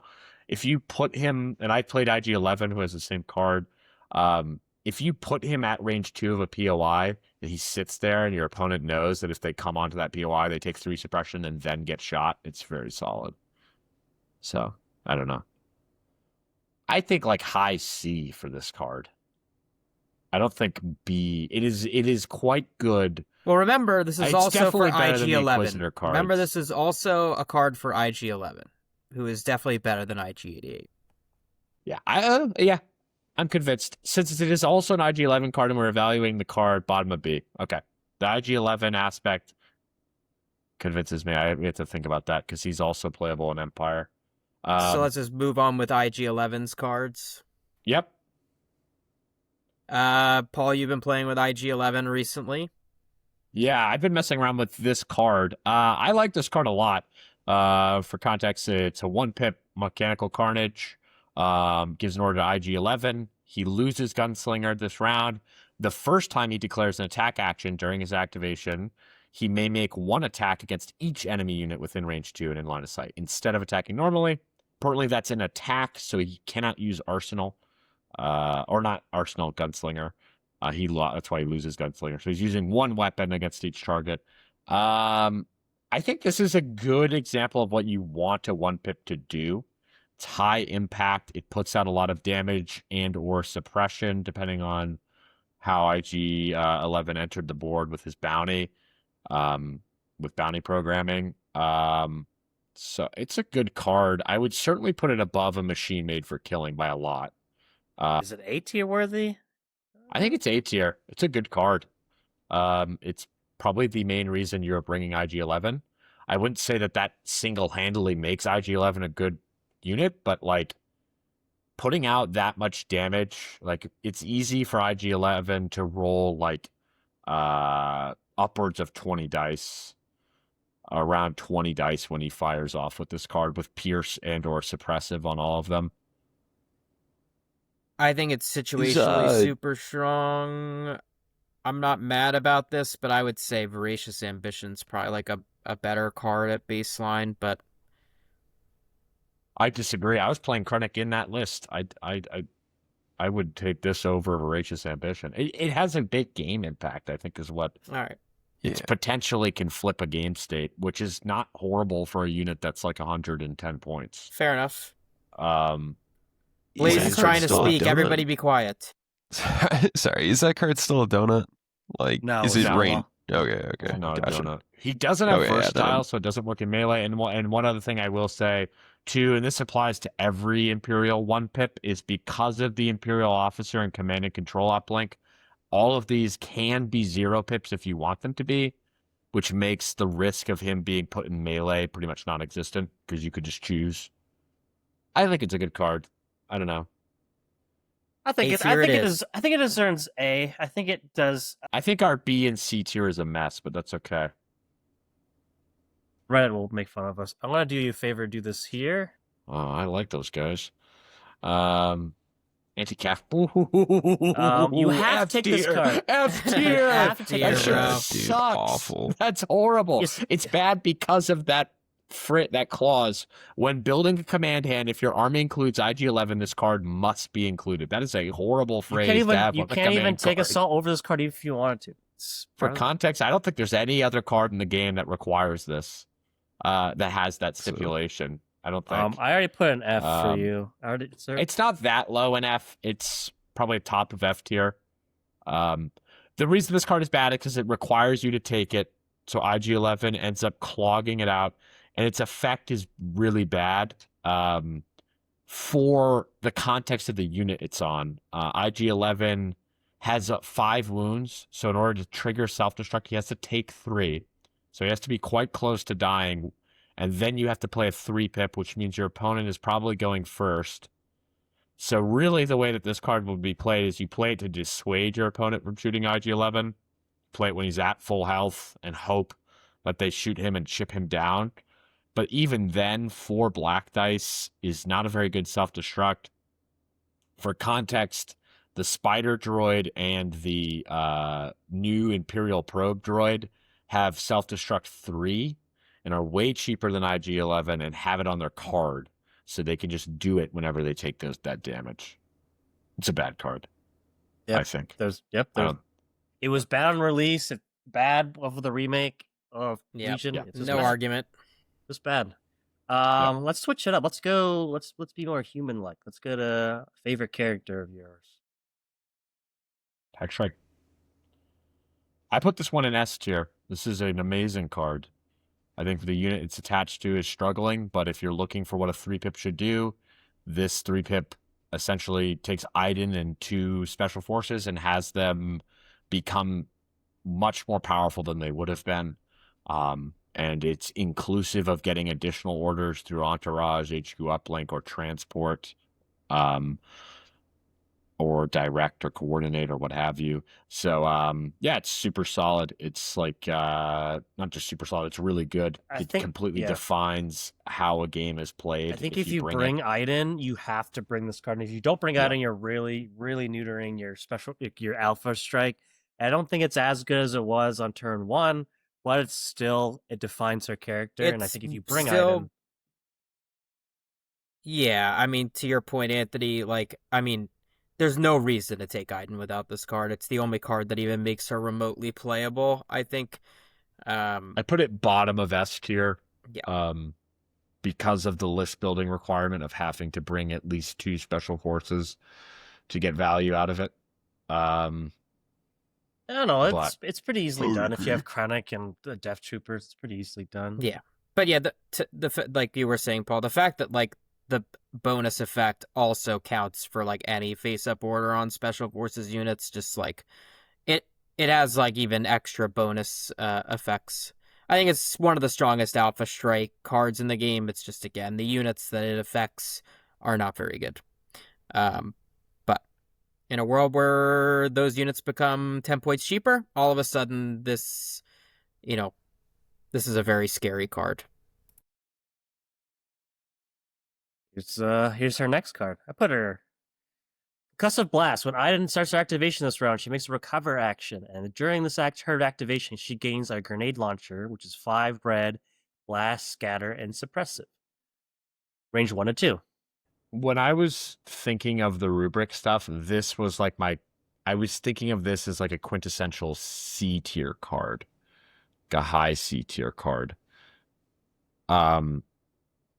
People might disagree. I just because high, I would put it above the jetpack rocket. I don't think it's better than the jetpack rocket, in my opinion. If you have a situation where you're like flipping over a super squad with incapacitate, and for context, incapacitate picks an enemy core unit at range 1 of Iden, free action. You have to bring the droid, and then it flips their token face over and gives them 3 suppression. So they cannot activate that round. I think like the wait, sorry, Go that's ahead, not please. Concussive Blast. That's oh, Incapacitate. whoa, yeah. I'm way off. I got the art. Yeah, no, concussive blast. No, sorry, way off. Yeah. I'd say it's pretty comparable to the jetpack rocket, but Yeah, I'd put it below the jetpack rocket. Yeah. Sorry. Yeah, I the agree. limited range, no pierce on the full pool. Yeah, I think it's just a good attack. I think it's good. Just It gives her a recover. Yeah, it's fine. It's fine. It's unlikely of the space for it. Incapacitated, I put at the top of C tier for previously given reasons. yes, pretty strong. Situationally extremely strong, but there's going to be a lot of games where you're not using it. But the idea you could flip a token of like a clone super squad, or I will say even flipping like a normal clone with the heavy is good. or like an Ion Snowtrooper. Like there's a lot of like pretty valuable core units, and if you're denying them an entire activation, like that's a pretty As a big deal. free action As a free on your action, unit. huge. Yeah, Yeah. I think it's Yep. pretty big. I think it is situationally good. I think what, but yeah, Yeah, maybe it's in B tier. I mean, if a machine made for killing is in B tier, I feel like this should be in B tier. well, that's the thing, because like if you're building lists on Iden, you're probably bringing the secret droid. You are definitely bringing this. You are probably bringing this card. I don't know. That's hard. All right, let's just move machine made for killing in top of C and incapacitate above that. No, I put it because in C. Up to you where, Anthony, you can decide, yeah. I think it's better than alright. Rocket. Yeah. Her 1 pip pulse scan. Pull that shit out. She gets an aim token, Gains sharpshooter an 2. aim. Sharp 2. She already has sharp 1. So And marksman. Yep. and marksman. And at the end, she gains a dodge and a standby. So basically, it gives her an aim, a dodge, and a standby, and an order on a 1 pip. This is like D tier, near simple man. I think it's a I would little agree. better than that. say it's above Ah. Simple Man for sure. Yeah. I'd say probably I put it just below the Inquisitor 2-pip. And the reasoning there is basically that, as we talked about earlier with Krennic, the standbys, at least I think this is the reasoning, the standbys are unlikely on her to actually turn into a shot unless your opponent is forced to, like, they have to move in front of her, in which case it would be very good, super situational. So generally you're just giving her an order and getting an aim and a dodge, which is fine. If you were playing her, I've brought it in a couple lists when I've been playing Iden. If I didn't have another character with a good 1-pip, it's fine. Almost any other 1-pip on another character you would take over this, though. Fully agree. Yeah. And you just find a different way to get her in order. Yep. Go on to her buddy, Callus. Face me. It's me. He gets hold the line. Surge to block and surge to hit and melee, and they can't leave melee with them except to pivot. That's a new thing. Well, they can't leave the melee, but they can pivot in place. Okay, that's cool. Put that just Callus? above Iden's 1-pip. No, I think it's like C, low key. I think it's C. Does Callus has cunning, or did they take that away from him? No, he doesn't have cunning. He has interrogate. I think it's a C. I think it's a good card. I would put this in D tier. What? The effect is not that great. Callus already has critical 1 or 2 on his gun, so the surge to hit aspect isn't that great. So you're basically giving Callus surge to block, and an enemy unit can't withdraw. Put a top of D, though, Tony. I think it's better than the other cards that are there. Because it is situational. Like, the ability to lock a Jedi in place or something, maybe, but I think anything could just kill him. Yeah. Like, anything that you really care about locking down in melee could probably just one-shot Callus, honestly. Even with Hold the Line. Yeah, I mean, he does have surge to block and immune melee pierce, so it does let him essentially tie up like a high-value enemy unit for a turn. It does it less reliably than Whipcord does. And yeah, I don't know. Again, it's a competitive slot, and you're playing Callus. He's usually your second or third. I guess you can just charge Callus with something else and kill him, whoever's you engage with, and then lose that effect. Yeah. Okay. That's fine. Yeah, I mean, it's used to try and drag someone out. But yeah, I would put it there. It's, if you don't have any other 1-pips in your list, you can bring it, and you can expect something from Callus. Most other characters' 1-pips are going to have more of an impact on the board than tying up one enemy unit with Callus, in my opinion. Yeah, I agree. Yeah, keep it at top of D. On my favorite art in the game. Aura. It's 2-pip. There's a lot of text, but essentially, once you play this card, that's going to be a number between 1 and 3. Then that your opponent cannot play any of those pips. So on the next round, yeah, that's the most and you important. get to see them. So you get to see, you declare a pip number that your opponent can't play on the next round. Super good if you think you know what your opponent's going to do. However, in most cases, I would rather take a more tangible, immediate impact on the board. There are certain enemy lists where this can really mess with them, like Yoda.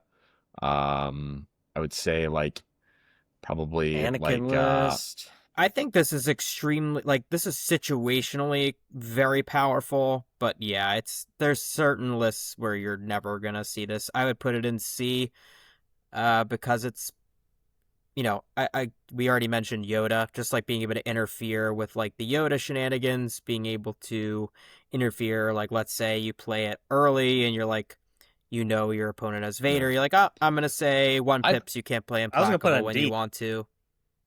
I put it pretty high. If you know how to play this card and you know how to mess with an opponent's list, like what your opponent wants to do, it can be devastating.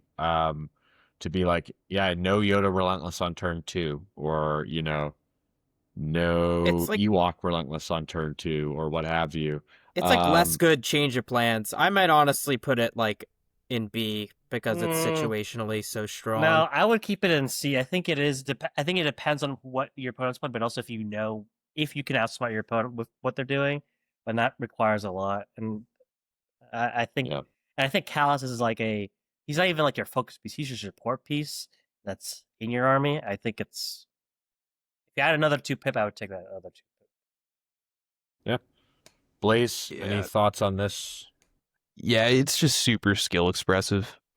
Like you gotta have like a really robust knowledge of your opponent's list and like the potential command cards that you're gonna be playing against.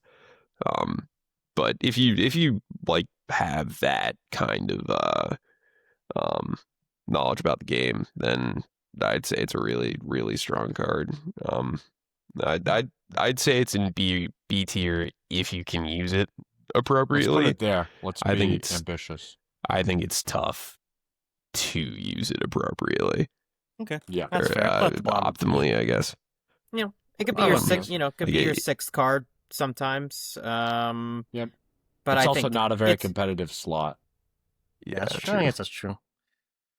All right, I think it's just it's weird. It's just I don't know. To me, it's like it's very similar to change. It's like not as good Change of Plans, and Change of Plans is like one of the best cards in the You game. don't have to think about change of plans. This we have to think about a little bit. Yeah, but I think we could reasonably expect people to be good players, and I don't know if you're taking this card, it's because you're a good Yeah, player. I think and we you should know what to do. evaluate cards of them being played well. You could, with Implacable, burst of Speed Vader away from your opponent's board, or like from your opponent's army. I think but you could reasonably just play fair. this on a lot of round twos. Like people Yeah. know opponents. if you play this round 2 and say 1-pip, it's probably messing with your opponent. yeah, and then you Your- just play your your opponent 1-pip, probably and you has a know high round impact card, 3, yeah. where the most important combat's taking place a lot of the time, is like, oh, I Yeah. get to go first. That's true. That's true. Fair. Yep, you get to go first, and your opponent doesn't get to do their big swing. Lastly is Callus's 3-pip. I think we've sort of talked about many cards like this. It's a side grade to Assault. It's actually quite a good side grade to Assault. Not side grade, upgrade on Assault. Because it issues 3 unit orders. And it has the effect, which is anytime any allied unit, so not with a face-up, makes a range attack, the defending unit gains an observation token. In addition, anytime any allied unit declares an attack, against a unit that has an observation token, the attacking unit may spend one of those tokens. If it does, the attack gains suppressive. So basically, you hand out 3 observes in addition to what Callus hands out, and in addition to if you have probe droids, and then you can convert those into suppression. I would put this like high D tier. Blaze, you played with it a little bit, so you could maybe say definitively. Yeah, I'd say high D. I don't think that command card or yeah, it being a 3-pip really discourages you from playing it kind of mid to late game, where you'd be able to capitalize on those like extra observations that you would get from like probe droids or from Callus's like card ability. So yeah, I found that you just don't get that much suppression on the board with the like 3 And the potentially elephant in 5 the room suppressive shots. is in A tier, there are 2 other 3-pips on good Empire units that also hand out a lot of suppression with a lot less hoops to jump through. Master of Evil and Annihilation Looms. Yeah, big time. Really eat this card's lunch. They pretty much do the same thing, but way better and way quicker, way snappier. Yeah, so if you have the 3-pip free, it's way better than Assault. Not way better. It is better than It's Assault better. in every way, other than that you have to play it on Callus. Yeah. All right. Middle management. Do we want to continue with that or do something different? Let's do a high impact unit There here. we go. Let's take a look at. There's not that many left. We got 2. We have 1 left. We have 1. We have 2. There, left. I have don't 2. know. We have 2. Well, left. it's Bosk and Din, right? No, I would say Gideon is a potential like. I'd high say impact Din and unit. Marquand. All right. Well, Let's do the generics actually. They might be a good frame of reference for Empire for where we put these cards in. You mean So the like 3 true Empire generics. So these are the cards that any Empire list can take, no questions asked.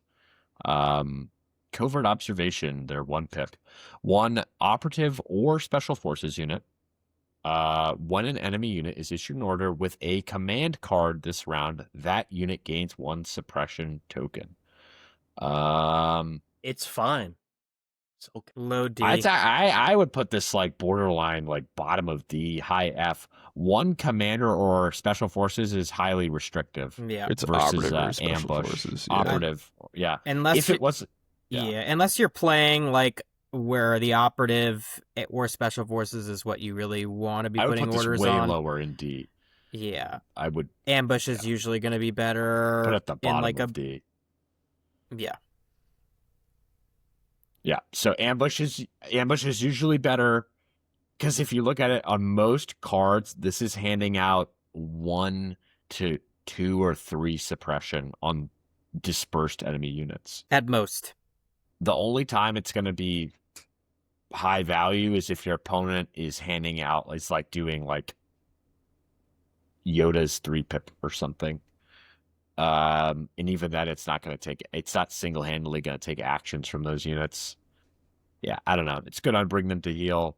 I think it's worse than ambush, but I think that's what D tier kind of Yep. represents. Side grade to ambush.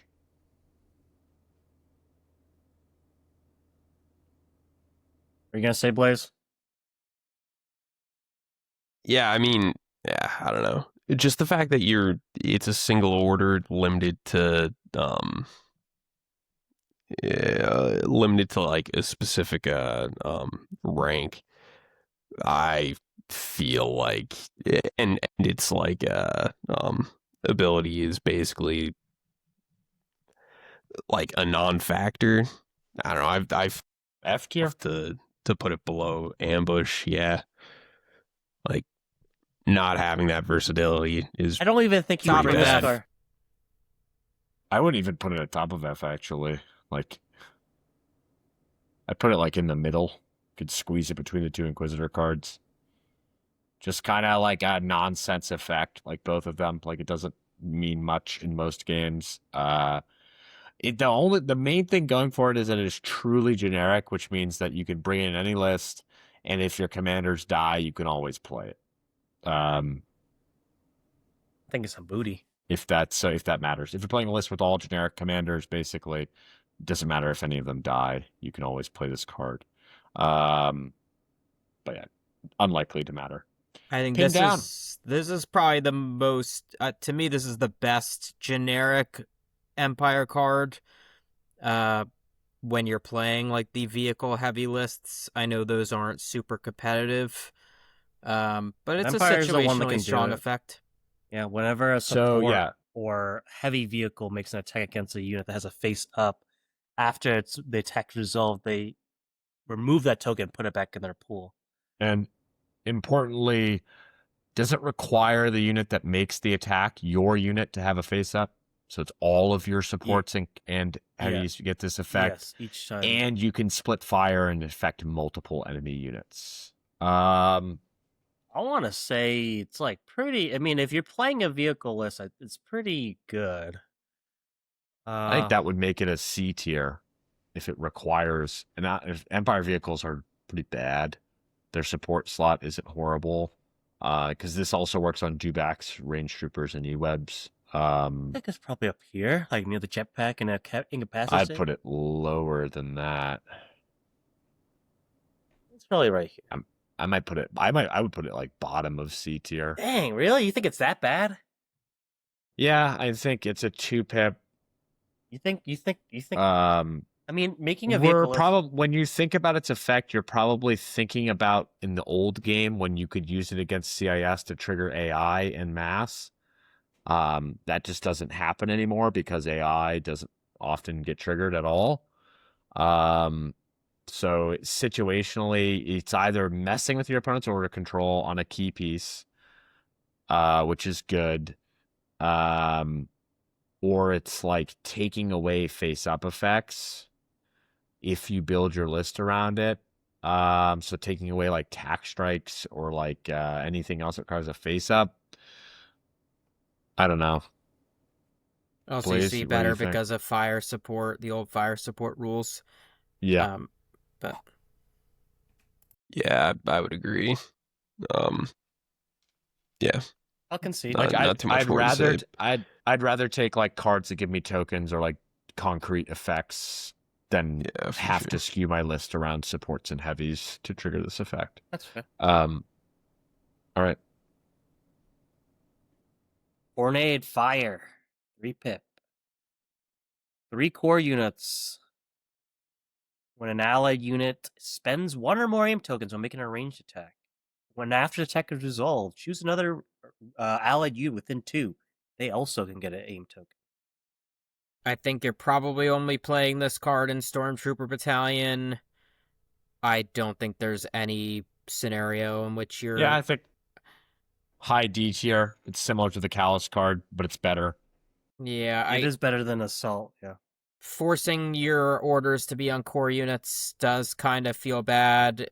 But the effect is pretty strong. I mean, Empire loves getting aims. But it's hard to play this on round 1 because you're not really getting a lot of aim tokens or shooting with most units. It's not a bad round 2 play. I think You probably have a better card to take, but if you don't, it's good. Yeah. All right. Let's push through here. Let's get some more of the low-hanging fruit out. This card is bad, I think. Fearsome Oration, Imperial Agent, which is the operative custom.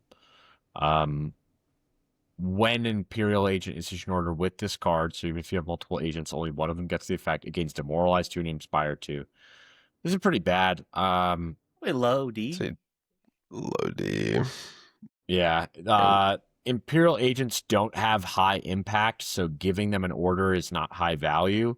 They can't like flip board states by themselves. Giving them Demoralize 2 doesn't often make a difference. They don't roll enough dice offensively to like kill enemy units reliably. They don't put out that much suppression. So Demoralize 2 doesn't mean too much. Inspire 2 on a 1 pip is unlucky. I don't know. It's a very weak 1 pip. Very, very super weak. mid. Yeah, it's better than Covert Ops, basically. Yes, better than Covert Ops, but you don't want an order on your Imperial Agent because you don't want... Yeah. All right. The other one. Blaze, you tried to play this card. I concede to you for ranking it. Yeah. Inexorable Advanced, 3 pip. It's 3 trooper units. Is what you order. When a core trooper unit is issued an order with this card, its ranged weapons gain suppressive until the end of the round. Additionally, when an enemy unit panics this round, after the effect is resolved, an allied core unit may make a speed 1 move, and is limited to the Imperial officer. I would put this down in D. Probably a little better than this.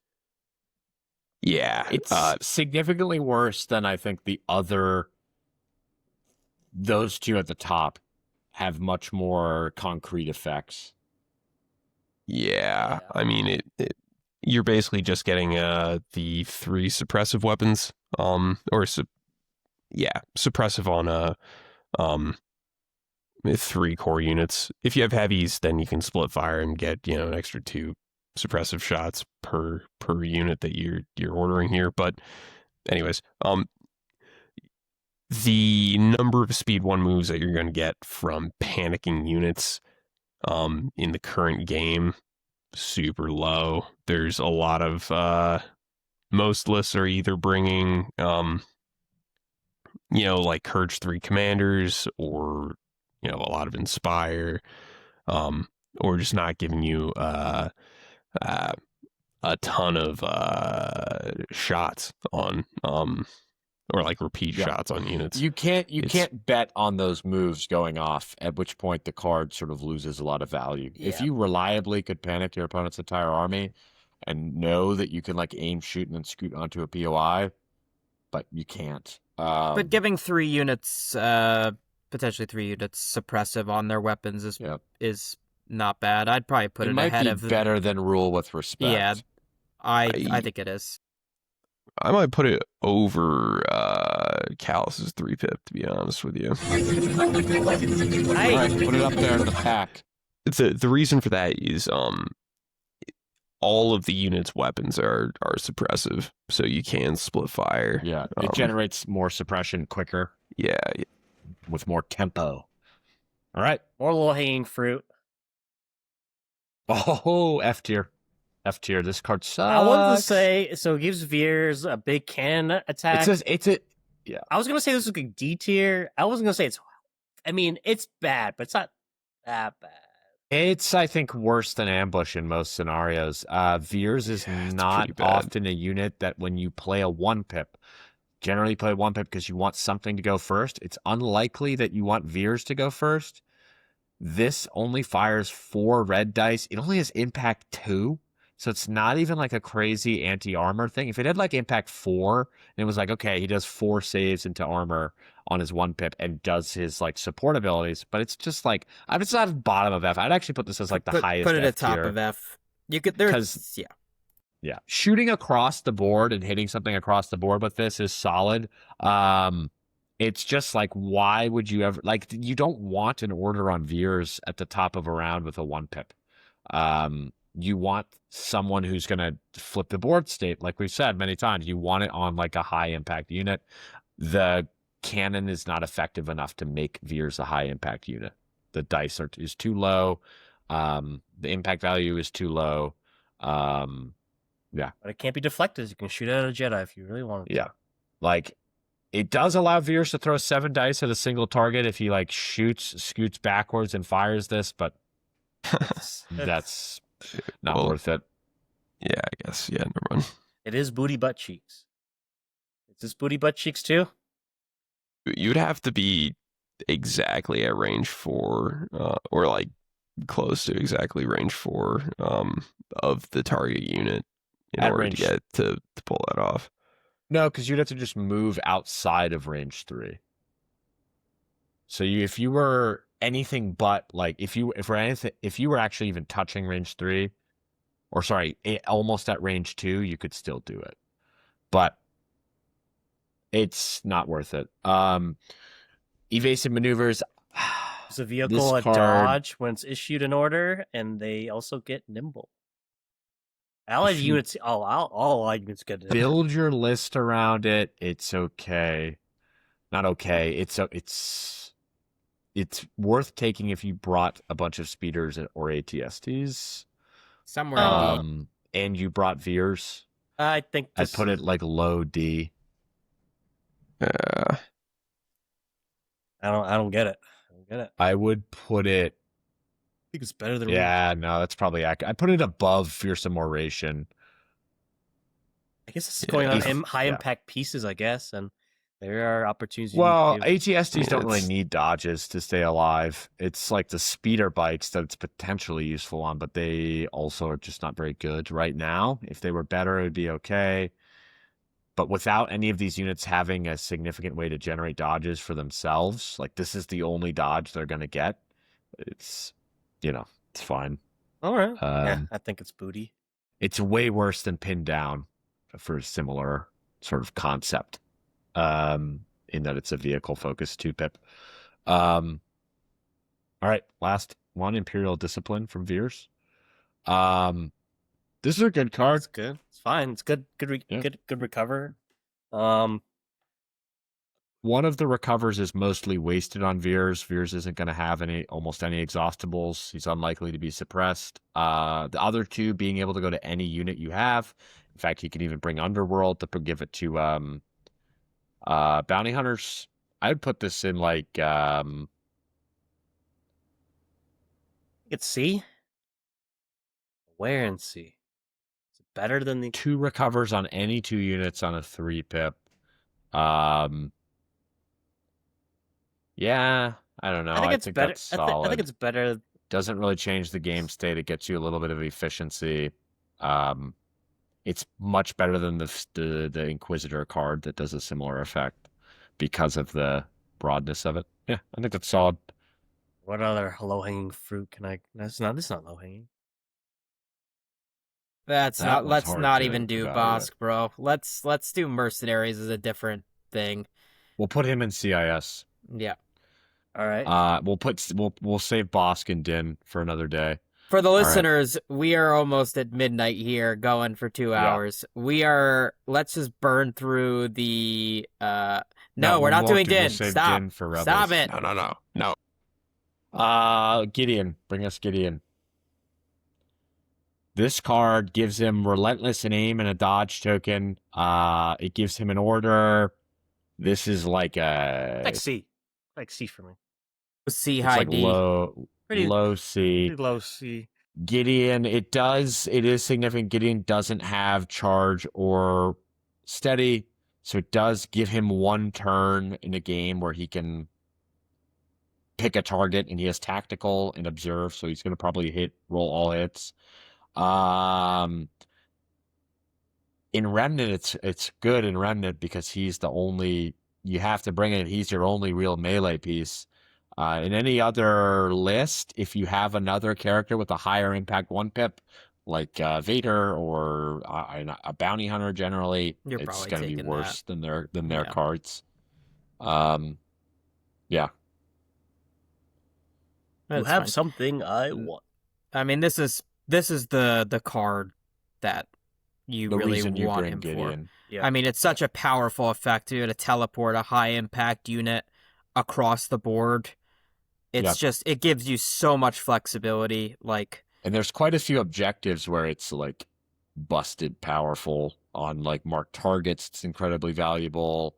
On sweep and clear, it's super valuable because you can just put them in your opponent's deployment zone. Yeah, there's a lot of good uses for it. I would put it high B tier because it does require you to bring Gideon and Dark Troopers. Do you think low A? I No, think I don't low think- A. I think if you're playing it primarily in Remnant and you're only playing in Remnant, I think it is A. If you're playing in anything else that isn't Remnant, it's probably worse than that. Yeah, but no one's taking Gideon and Yeah. Dark Troopers outside. I mean, that's So their I think- thing. I think within the context of if you're playing Remnant with Gideon and Dark Troopers, I think A is probably low A. I mean, you're getting game winning plays off of this card. You're playing it every single game. Yep. Yeah, I think low A. It takes a unit that struggles to move around, like in context of that unit, a Dark Trooper. Teleporting them is huge value because they're slow. And they can still attack on this card. It does give them a face down, but they still get one action. Yeah, I like it. Oh, they can pick up the supply token and run away. Yep. Moment of consideration. Gideon's 3-pip, 3 core or heavy units. When a unit is issued an order with this card, it gains a standby. This one, it's kind of funny. We put deploy the garrison quite high, but this one, despite theoretically handing out more standbys, being restricted to only core or heavies downgrades it a lot to me. Yeah. I would And it's put it also like and it's also Oh, a go ahead. 3-pip where you don't want to really be playing 3-pips when a standby would be even useful. You're Right. usually playing 3-pips early in the game. It's also a very competitive slot for Empire. Yeah, I think wanna say like D. low C. I want to say like low G. I would put it higher in C. I would put it around the Inquisitor, maybe between the Inquisitor know. I cards. don't think you're or really maybe getting a lot of- between the Inquisitors and Whipcord. I think you're getting a lot of freaking value from this. Even with that I mean, standby. you're If also you you're also trigger it- playing it in Remnant, remember, where the options are more limited. Well, and also Dark Troopers, their standbys are unstrippable Yeah. unless they get force pushed. So I would put it above Die at My Hand and above Pin Down, certainly. Not certainly. Yeah, I'd put it in between them. Pin Down is potentially also very useful. Yeah, I'd put it right there. Solid. All right. All right. On to the now Battle We Forces. gotta blitz through the Battle Force cards. Hold on. I Man. gotta find. Look, Remember, it is easier let's do in that 2-pip. context. That 2-pip is the assault art. Where? Look at that. Yeah, it is. It is. Let's do that one. I don't know any of these cards. That's the old assault art. Pull it out. Yeah. I'm fine. Rip. It's cool. This is the Major Marquand Squadron card. on me. This used to be the assault artwork for years. At the start of Major Marquand's turn, each other allied vehicle unit within one of him may make a free pivot. Then those units may make a speed 1 move. It's good. It's really good, actually.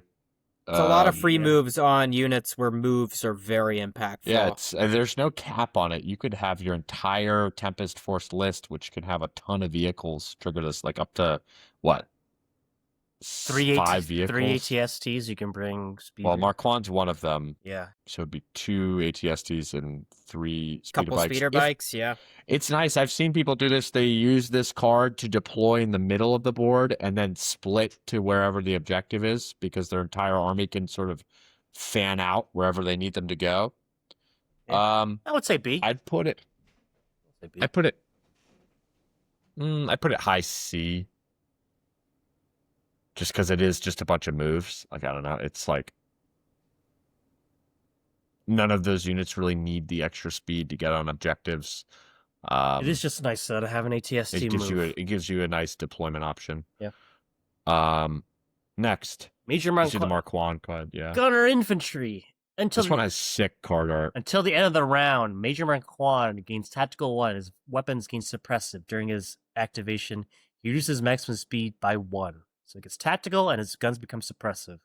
I believe it's like, what, double rainbows on all his cards? Yeah, this isn't very good. I mean, you're still It's taking like it you in gain every aim and suppressive on your ATST. You're still taking it in every list in the battle force, but I think it is definitely I put it like above, focused on the kill. Yeah. You know, it's like at least it lets him shoot some more. It lets him pump out a bunch of suppression, but I'd put it somewhere in D tier. I guess there is a value that you can, like, he has the mortar already on us. So I guess you could split fire, get 2 suppressive things for bringing them heal. There's some value from it, but yeah. Yeah, I mean, in that specific scenario, but there's a lot of cards that can hand out a bunch of suppression, and 1 aim. I don't know. Not Major Mark, not in Tempest though. Yeah, but I mean, I don't think that makes it an amazing card. That you have to play it, basically in that battle force. All right, last Marquand card. All right, Armored Cavalry. Until the end of the round, This is his best card. This is his best card. So units around Major Marquand can choose from one of the following. If they're in their front arc and undeployed, they may get a dodge card. If they're in his side arc, they may get an aim token. If they're in his rear arc, they may make a speed 1 move. That's a pretty good card. I want to say, yeah, that card's really good. Generates a bunch of tokens. It's every vehicle, right? Or is it only the 3? It's vehicles that are within. So if he's off the board, it's yes. every vehicle. Every vehicle. So you're talking like 5 free tokens, or if he's on the board, up to 5 free moves. Pretty good, yeah. Yeah, it's solid. I would put it like high B tier, I would say. Yeah. It's pretty defining. It gives out a bunch of I would say action below economy. Voracious Ambition probably, but Yeah. I think It's this a is 3 pip. It's a really good turn 1 card. Yes. Because all those vehicles have Scout 2, so they're probably shooting or getting shot on turn 1. So the token generation you're getting is use good. of those tokens for sure, and it's solid order control. Yeah. All right, then let's do the 3 Tempest Force Yeah, generics. Drive them out. I don't even know what this card does. To get to more. I've seen this one a couple times. 1 vehicle unit. All allied vehicles gain Demoralize 1 this unit. First time an allied vehicle that has a face-up order token ends a move within half range of 1 or more enemy units this round. Choose one of those units. Roll 1 white defense die for each miniature in the chosen unit.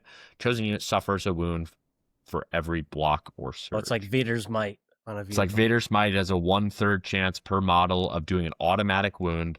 You can pick whatever vehicle you want to get the order. It's a generic card. It gives Demoralize 1 to your entire, like 5 to 6 units in your army. Yeah, I think that It's pretty alone good. makes it better than Marquand's 1 pip. I think this is somewhere in C tier. think I it's- put it in B. I put it in low B. That's a lot of effects and a very generic I'm card. gonna say it's like, a better for generic.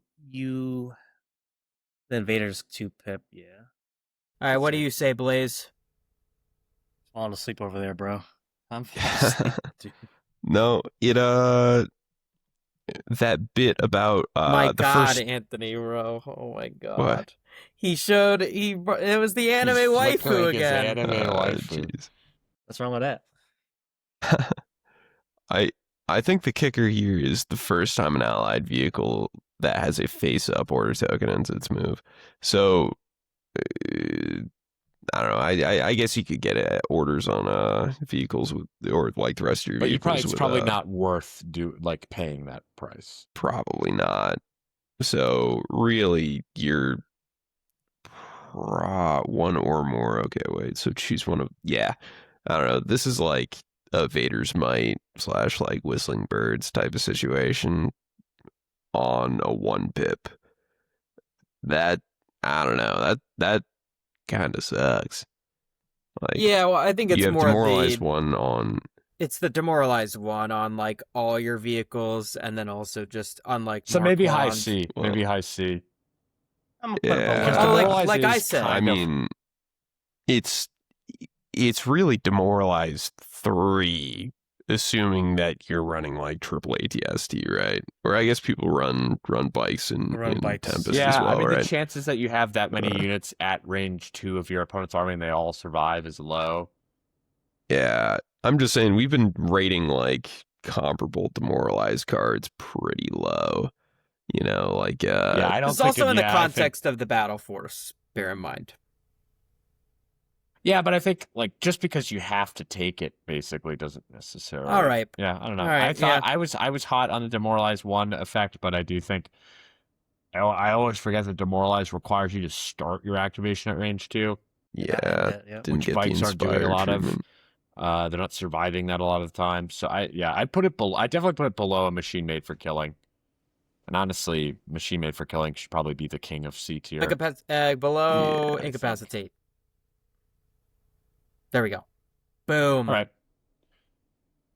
We need reinforcements. This is a bad card, I think. Just looking. Yeah. It's fine. I think it's a In bad. the context of the list, though, 2 trooper units is not very good. You're not you have giving a lot of order, yeah. vehicles. I would put it in D tier, Yeah, low D. low D. I'd put it. Yeah, It's I not put it better above than, the it- 1-pip. It's not better than the 1-pip. dude. If you built your list around it, it could be good. Well, why are you building It your lets- list in it a gives you a vehicle way list? to deal with melee units. If you have a Why- lot of scouts I in your list, guess, that 1-pip just has almost no impact on the game, in my opinion. guess. Constantly alert. When a unit is 3 units, any 3 units, when a unit is issued an order with this card, it gains an aim for each enemy unit within range 1 of it. Then, if it did not gain any aim tokens this way, it gains a standby. Solid card. Gain aims if you're near enemy units. If you're far away, if beyond range 1, you gain standbys. Solid. That effect can go on vehicles who have unstrippable standbys, which makes them significantly more valuable than trooper standbys, which is worth noting when we're comparing it to like deploy the garrison. Low I'd B. put it low B. I want to say high That's C. potentially 3 unstrippable standbys on ATSTs. Yeah, I'm gonna put it low B. The context Yeah. of this on being on ATSTs is pretty massive. You can't use Arsenal on standbys, but still a lot of dice. Full rainbow. Potentially Definitely. 18 dice All right. in addition. Sorry for blitzing through, but we're tired. I haven't eaten anything. All right. This We've card- learned for the next one we're gonna be quicker through the whole. The bad ones. This card, or I have- not. This Yeah. card I've never seen ever played. I have not seen this one played. Ever. It's good though. When a core, so 3 units, any 3 units you want. When a core unit is issued an order with this card, until the end of the round, it gains spur and its weapons all gain suppressive. I would put this at the top of the disturbing pattern of 3 pips that benefit Empire core units. I'm gonna in D tier. say, I'm gonna say it's below them because it's kind of, it's it's redundant. Spur is no longer useful when you could just slap Imperial March on things. Well, it stacks with Imperial March, so you can have It- speed 2 to speed 3 snowtroopers. Yeah, but how much better is that than? But the text on the card is significantly better than those other 3 pips because it's any 3 units. It gives suppressive to all of them, which is the same as an Inexorable Advance, and it also gives them spur. I think it's at the top. Blaze? Blaze? Yeah, He's already fell asleep. I agree. I would put it above. Yeah, I'd put it at the top of D there. I mean, Spur is really a double-edged sword, particularly in Blizzard Force, because you can't really bring. Actually, what am I talking about? You can bring Commander Vader. Never mind. Yeah, but it's not Alright. not as accessible compel as like General Empire lists. Yeah, but but I think it's all good. right, that's fine. It's not a bad card. It's not a good card either. Overwhelming Barrage. You give orders 2 This units. card used to be insanely be- Needs to good. be cracked. You Yeah. order the sauce. So you order 2 units at the end of the round, or end of the Take me back. Nope, never mind. Sorry. No, end of the commander's activation. They can make an attack with 4 black. A lot of keywords with beam and critical 3 suppressive. It's a cracked card. I haven't I seen think it before. I think it's still probably the best of these types of cards. Yeah. Because these types of cards are all pretty horrendous, but at least it's a 2-pip. At least it's got, beam and a decent dice pool. Suppressive critical 3. can't be Suppressive and critical deflected. 3. Its problem is the deployment changes make it significantly worse. Vader has to pretty much play his 3-pip now on Yeah. turn 1. So you wouldn't want to play a 2-pip on turn 1 anyways. All that being said, if you are in a situation where you need a barrage, it's pretty much the best barrage in the game.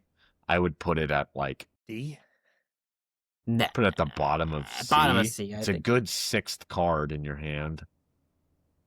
If you need Vader to blow someone up at range 5, I think it's it can do that. I think it's definitely a staple in a non-Vader Blizzard Force if that's something you want to do. Would you take this Blaze over New Ways or Fear and Deadman? Huh. Yeah, it's in the context of Blizzard Force, I think I would take it over New Ways. I don't think there are really any good targets for New Ways in Blizzard. I think it's an argument to put it higher than it is. I think if you're taking it over, yeah, I mean, in the And battlefield you're itself. certainly taking it over Fear's Well- 2-pip.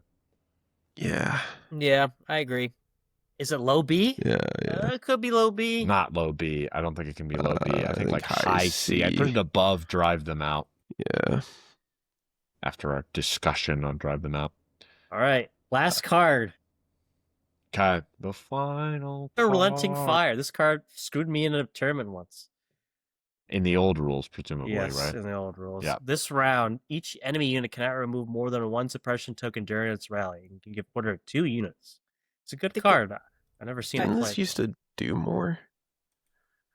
Like, Um, has it always just been can't remove more than one suppression? I feel like I think it was they can't remove any suppression. I believe that was Yeah. the case. I got Rally step. screwed I think over by I that. think they just can't. I think it used to be they just can't rally.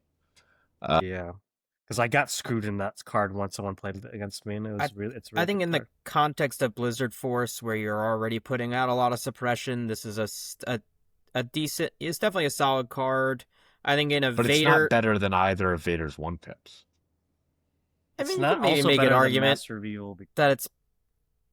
You can make an argument that situationally it's better than the other Vader 1-pip. It gives out 2 orders. It's a good follow up to Vader's 3-pip.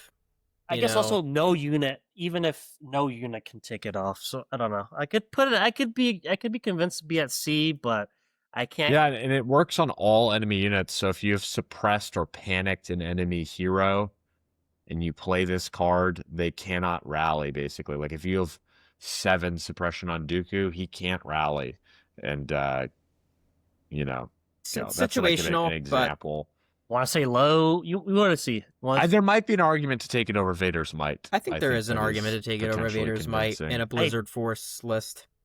if you have core units that can put out that suppression effectively. Or you set up beforehand, which could be easy.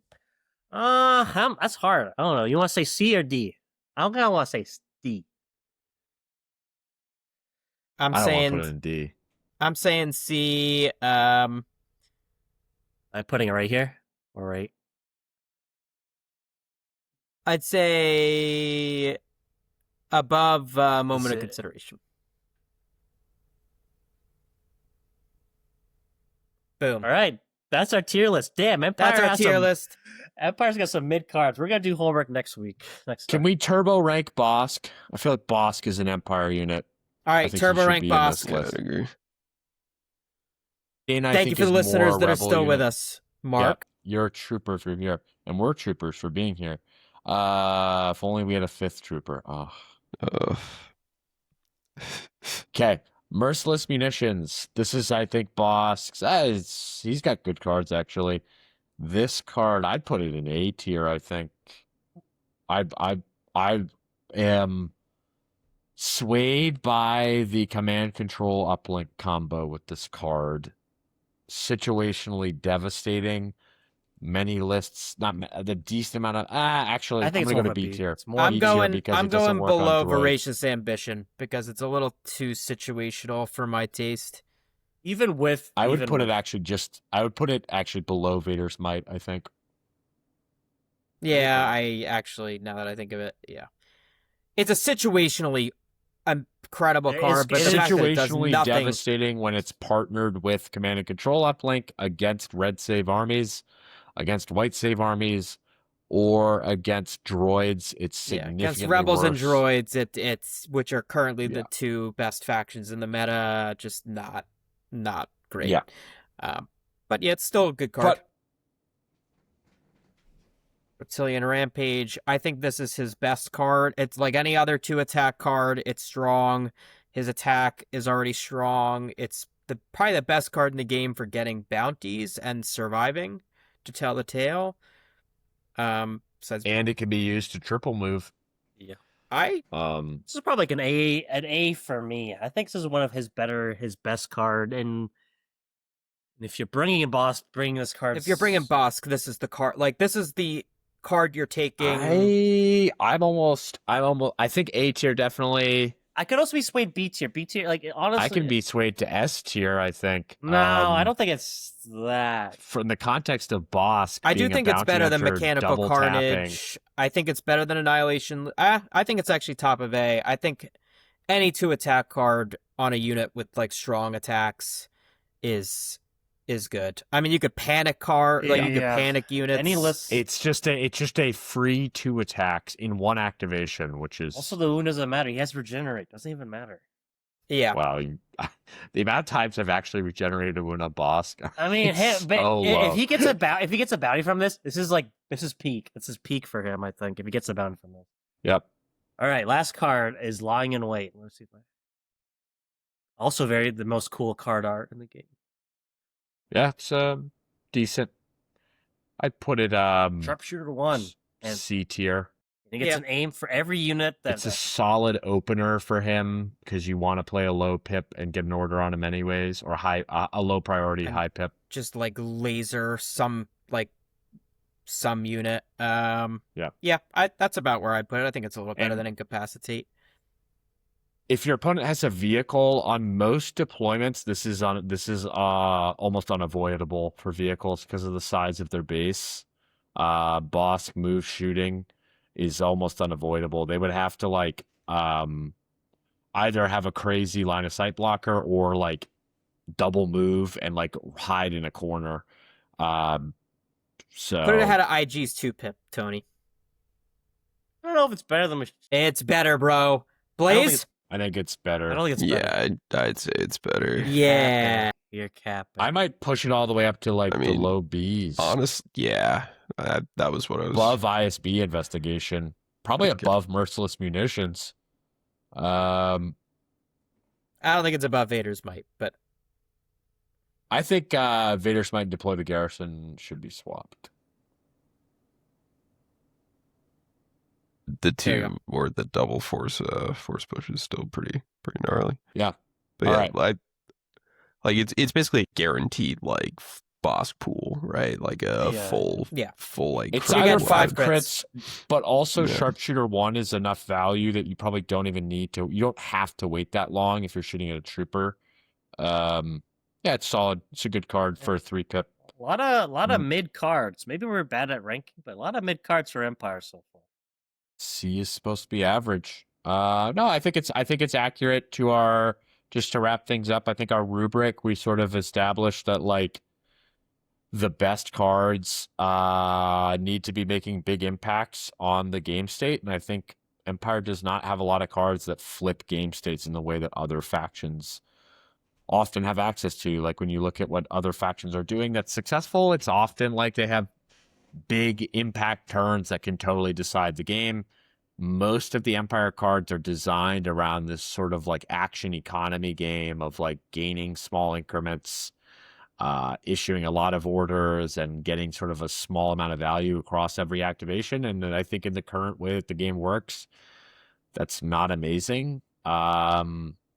They do have access to a handful of those big swinging cards that can really flip the game. A lot of them are restricted to Vader. And then, as I think we saw, outside of Bosk, there are some characters that have individually good cards, but then the rest of their hand isn't great. So it becomes hard to build a list around them. Because it's like, if I bring Callus and I like his 2-pip is good if I know how to play it, but his other cards kind of suck. It's hard to justify. I mean, Callus is actually doing okay in terms of being played, but it's kind of hard to justify bringing him if you're going to bring only one of his cards, and it's sort of like that. And IG-11 is the same. Like IG-11 is the worst example of that. There's a reason most Empire players that are like at a competitive level are playing the battle forces, is because like a lot of the value comes from the like special effects. Like right now, I think Remnant is doing really well. I know people have liked to play Tempest Force in the past. And then basically, if you're not playing a battle force, you're playing Vader. I think if you're trying to play competitive Empire, Yeah. I think if you're not playing Vader as this tier list, I think it solidified it more in my mind. If you're not playing Vader, you are trying to win through like a weight of dice and guns that just doesn't work super well in Legion. Betting on sort of averages and, slowly gaining on attrition with like range attacks is not never, but it's generally not going to be as good as just like It's not as wiping consistent. units. Not as consistent. So, yeah. Let's land the ship, as the kids would Land the ship. Do we have a homework assignment? not that I could think of at this ungodly hour. I have one for myself. Oh, okay. What is it? I think I need to play Vader. I've been playing a lot of Empire. I have not touched Vader. I think looking at these cards and like the list kind of puts the faction in context as being it's like a Vader faction. Well, I think because Vader's good. I think it just shows that Vader is just good in Empire, and he's always could be. Yeah, consistent. and I think I've been messing around with a lot of other stuff, and it would be interesting to play Empire essentially as I've played CIS, which is that you generally have like big impact units. I've been trying to do sort of the Empire thing of dispersing your power, and it's been fine. It hasn't been horrible. It's not like unplayable. But it would be interesting to run some Vader games and see if I can get a similar experience to playing Dooku out of Vader. I think that's good homework. Blaze, did you have homework for me? Evil homework for me since I made you have evil homework? Sorry, Doug. I got nothing. All right. This is Maple Syrup Mandos Anthony speaking. Signing off. Stay sticky. Stay sticky.